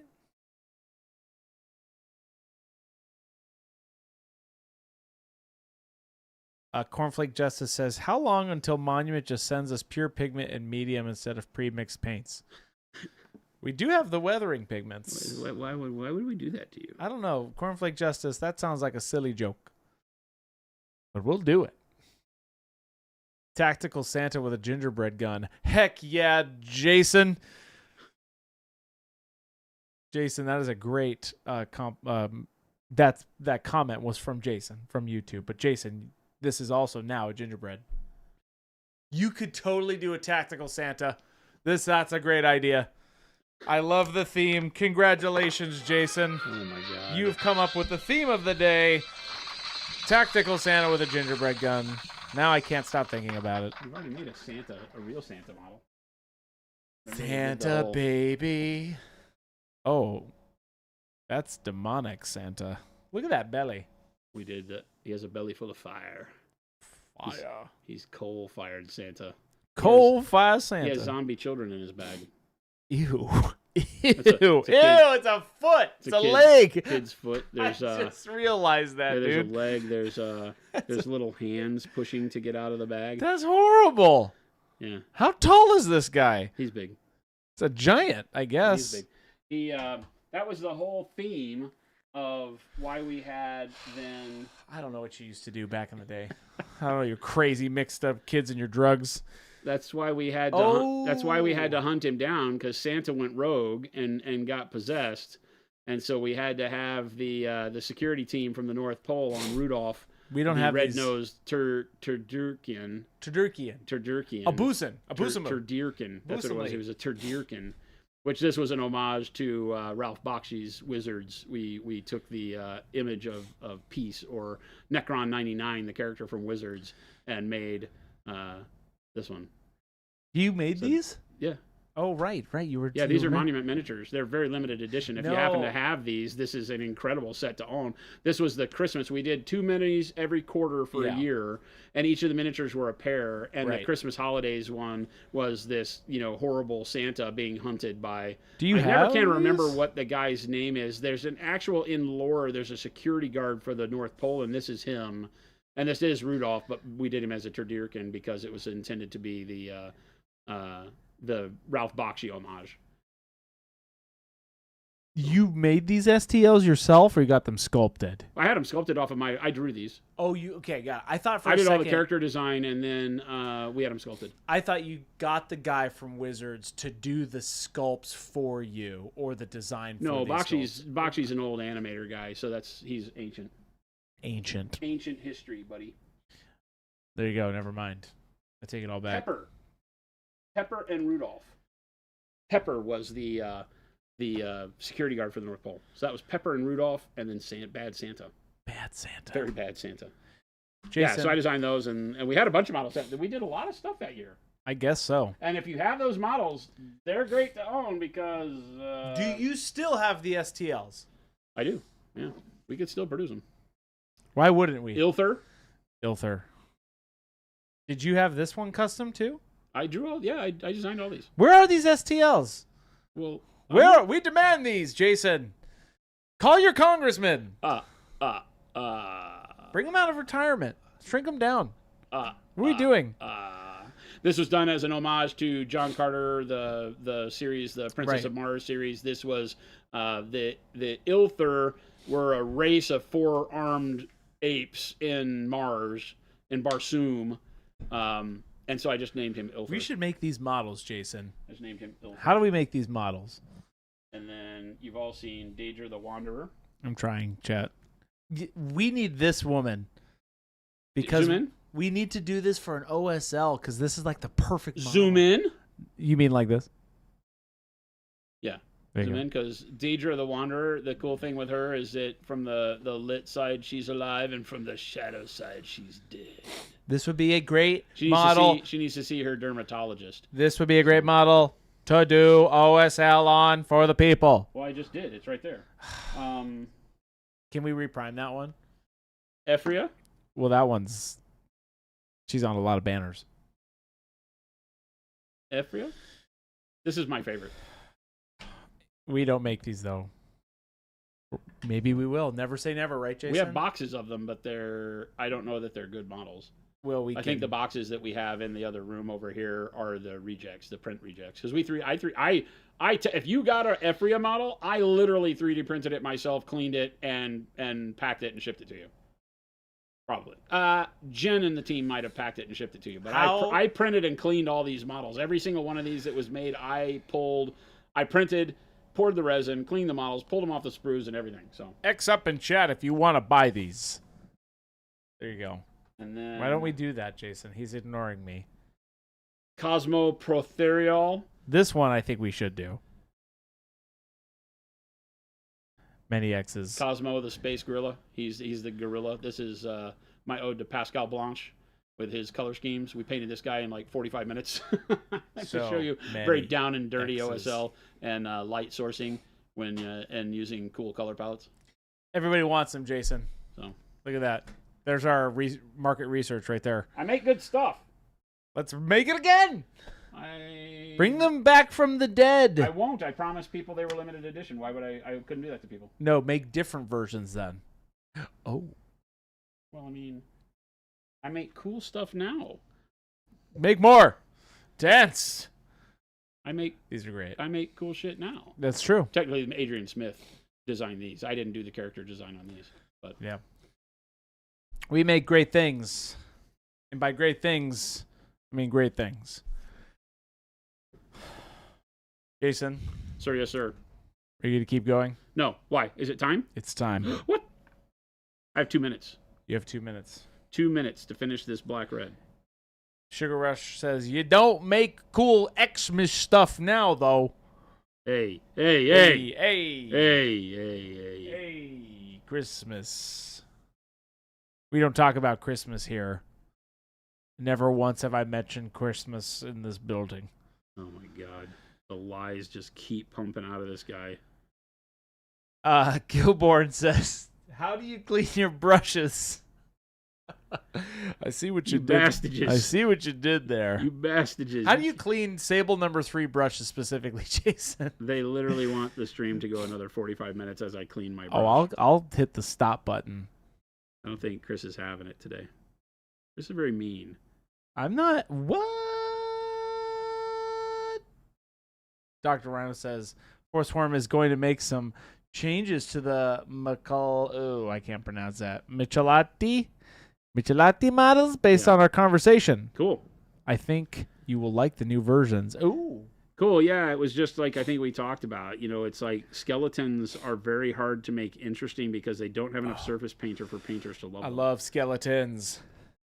Well, you love them because you can paint them in like 5 minutes. No, I just love skeletons. Oh, okay. I've always loved them for some reason. I love skeletons because they keep my parts all together. Trees and skeletons. I'm not going to kink shame. That's weird, but That's okay. pretty much it. And about 3 people. Like trees, skeletons, and 3 people. Commander Ken, what's your opinion on 40K Chaos Marines? The new ones? Me? Yeah. They're pretty cool. What do you mean, model-wise or lore-wise, or what are we talking about? We don't paint heretics here, is what Jason always reminds me. Hoopity-hoo. I do have a whole Iron Warriors army over there. Yeah, but I'm painting Loyalist Iron Warriors. There are so many Horus Heresy models on that side of this building room. Yes, there are. Crazy. And right next to it is a mini store for Conquest and AMG. We decided today we are going to have a Monument Hobbies garage sale, so be on the lookout for the announcement. We'll give you enough time if you want to plan a trip down here, because there will be, I don't know, hundreds of thousands of dollars of models for sale. We're going to clear house, folks. We're going to get rid of all this crap that I'm never going to paint. No, you're painting all of it. I'm not. We're canceling the garage sale, and you're painting till the end of days. I won't. I mean, I will paint till the end of days. Chaos Marines are oddly uniform for a Chaos entity. Yes, that's... Well, okay. This is another clean your brush. They're trying to gig me into staying and talking for an hour. Ghost Hunter's like, hey, Chaos Angels and Marines are oddly uniform, huh? Yeah. What are you going to do? Nothing says chaos like matching uniforms. And don't get me started on these hats. Oh, my God. You know what I like? Chaos Marine hats. No, you like trees? I do. Skeletons and a gaseous hat. That's pretty much it. And the gaseous hat. That's it. That's all. How could I get a Hjorn, and about 3 people, a skeleton tree with a big hat on it? There you go. I feel like we've made no progress today. 10 hour painted forever. 10-hour a day streams till it's done. That would be crazy, and we could do it. 10 hours a day? That would leave me 14 hours to die. What if I just went in there, grabbed all the models, I'll prime them all, and we'll just put them on the shelves, and then you just pick them off when you're ready. That's what we should do, actually. I don't know that you have an understanding of how long you would be priming. I do, actually. You first have to build them. Well, actually, no. Half that room, I didn't put them in Half that room is unbuilt. Yes. Those, I have no idea what's in there. And a lot of it's like Forge World big models. I ain't doing that. There's all the old Forge World Eldar tanks. How about the built ones? We just reprime. Let's just reprime them. All of them. Clean slate. There's some good minis in there. Why not paint them? Again? Half of them are not even painted fully. So, the way I know that, what's it called when you Nagash. What are you trying to say here, Jimmy? What's it called when you live multiple lives? Like you die and then you come back. What's that called? Not resurrection, because I don't mean as you. I mean like you're reborn again and you live another life. What's it called?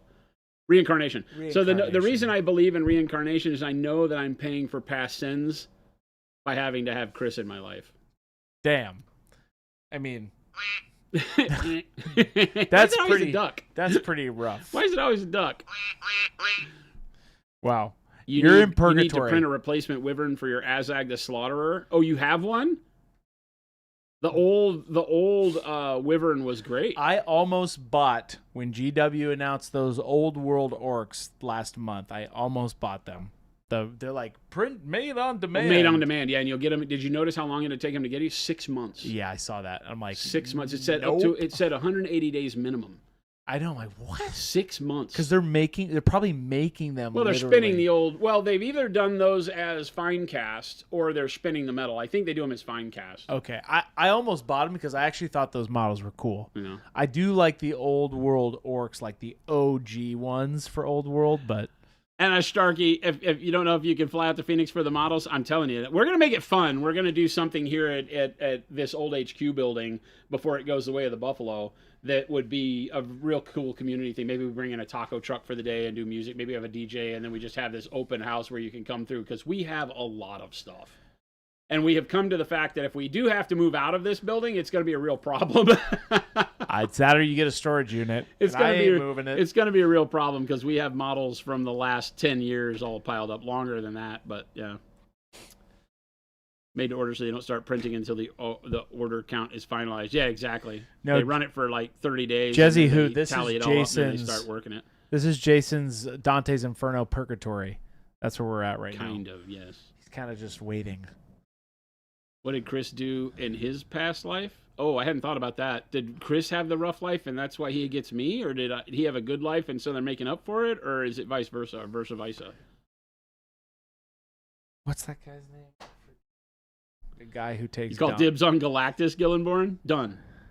Oh, I'm painting those. I'm painting those. Now the price just went up because it's hand painted by Chris. Yeah, there you go. You got it within 2 months. Nice, Tom. Nice. Maybe they just do that to cover their butts, right? If it does take a long time, like if a ton of people do. Some of that made-to-order stuff is cool. If they brought back like Talarn Rough Riders, the real Talarn Rough Riders a while back that I thought was really cool. I did like those orcs. They remind me of the Hero Quest orcs. That's why I like them. Chris's Bad Moon. Dude, I'll steal that and send it to you just so I don't have to look at it ever again. What? My bad moon? What? Don't take my moon. What? Don't take my bad moon. It's the volleyball from Castaway. It's not Wilson. It kind of looks like Wilson. Yeah, the Wirehead, the old orcs are cool. Gilborn's like price raised by what? $3? Ooh. Whoa, that's Gilborn, a dig. you are not getting that. That's a dig. I'll hold it for you. My son has the HeroClix model of Galactus. Interesting.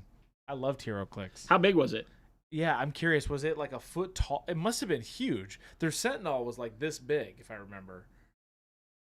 The Sentinel was huge in HeroClix. Our Galactus is 2 feet tall. It's a small child. Yeah, it's big. Like I think you could not birth that baby. You would have to. That's a couple of months of growth. Yeah, that's like a 2 month or 3 month. That's old. not a birthing baby. That's like a 3 or 4 months old. Fire Spray, you have the 2 foot tall. If your baby looks like Galactus, you got a problem. The one. Go back to your prenatal care servicer. I like painting big models. I'd paint it. I really enjoy painting my Titan. It's 14 inches, the Galactus from the Clicks. Wow, for Clicks, that's huge. 14 inches? Wow, that is cool. Tadpole, you have the Galactus from the Cool Me or Not Marvel Zombies? Well, that's that one. Yeah. I just don't know if he's saying that one or the... Somebody made a card for MCP for that, which I thought was cool. This is kind of the Galactus that would work for Crisis Protocol, because it comes in a non-dead version. Yeah. Which is what we've got up there. Yeah, you just replace the head and the hand. It has a head and a hand that are not dead, and you could use it with Crisis Protocol. It's an official Marvel product, too, but it isn't an AMG product, right? It's Cool Me or Not. I mean, that'd be cool if they came out with that. 14 inch of Galactus. That sounds like demonetization. All right, everybody. Thank you so much for hanging out with us on a hump day. Hump day? Make sure that you check out all the links. Do the thing. Make it happen. They made 2 Galactuses, one for Zombies and the other for United. Oh, did they make a United one? I don't know. Interesting. With the Chibis, it would be interesting to see what they did with Galactus. They wouldn't have to make it near as big. That's to true. still have it fit that universe. I think the Marvel United are some of the coolest models ever made. I'm just going to come out and say it. They are the only real... There's sculpts in the Crisis Protocol line that make me want to paint them. There's some really great action sculpts. But a lot of the characters I just don't have a love for. I don't care about them. The Marvel United characters, I didn't know who they were. I kept finding myself looking them up because I'm like, this model's really cool. Because I didn't know who it was, you know. But I think it's just the whimsy of the chibi models is really cool for that. But the Crisis Protocol stuff is amazing. Their new Star Wars models are amazing. The new Sentinel stuff for Crisis is really cool. Yeah. I need to go and learn more about those. Dallas, he's sending us some of those. Ooh. Yeah. I need to learn more about the Omega Sentinels or whatever they are. They're cool. Because I just don't know any of the story. All of their new... I love Sentinels. They're just my favorite. So. No. All right, everybody. But thanks for hanging out with us. That's what she said, Galactus. What? What? All right, everybody. Thanks so much. We really do appreciate you spending time with us on your day. Any chance you get to break away from normal life and come hang out with us, watch them paint dry, tell some bad jokes, get some therapy. It is Therapy Thursday tomorrow. I guess so. Who knows what'll happen? What'll happen tomorrow, Therapy Thursday guy? Let's dig into that more in our next session. See? He always knows. Well, technically, there wasn't a giveaway today. How does he always know? So our giveaway is either Thursday or Friday. And tomorrow is Thursday. So How does he always know? That guy scares me. maybe The little plastic guy scares me. maybe we'll get maybe we Might be a have giveaway tomorrow. You never know. We're getting to the end of the week. Could be. Could be. But thanks so much, everybody. Make sure to click all the links. Join our Discord, amazing community of human beings exploring the hobby together and finding inspiration. It's a great place to be. Check out monumenthobbies.com. Go buy some paint. monumenthobbies.eu. Buy some paint if you're not in the United States. It's awesome. We make a lot of it. We'd love for you to take it off our hands. That way we don't have to air condition all this inventory. That's right. Thank you so much for all your support through the years. Make sure to tune in Monday through Friday from 2 p.m. to 4 p.m. Monument Standard Time here at our Phoenix HQ. We'd love to see you back to have fun with us again tomorrow and the day after and the day after and forever. Forever and ever and ever. There you go. For really, really real? Yes. There you go. For really, really real. Stick around. Chris is going to find you somebody to raid. Show some love in the chat we wind up in, and we'll catch you back here tomorrow. Adios, gang.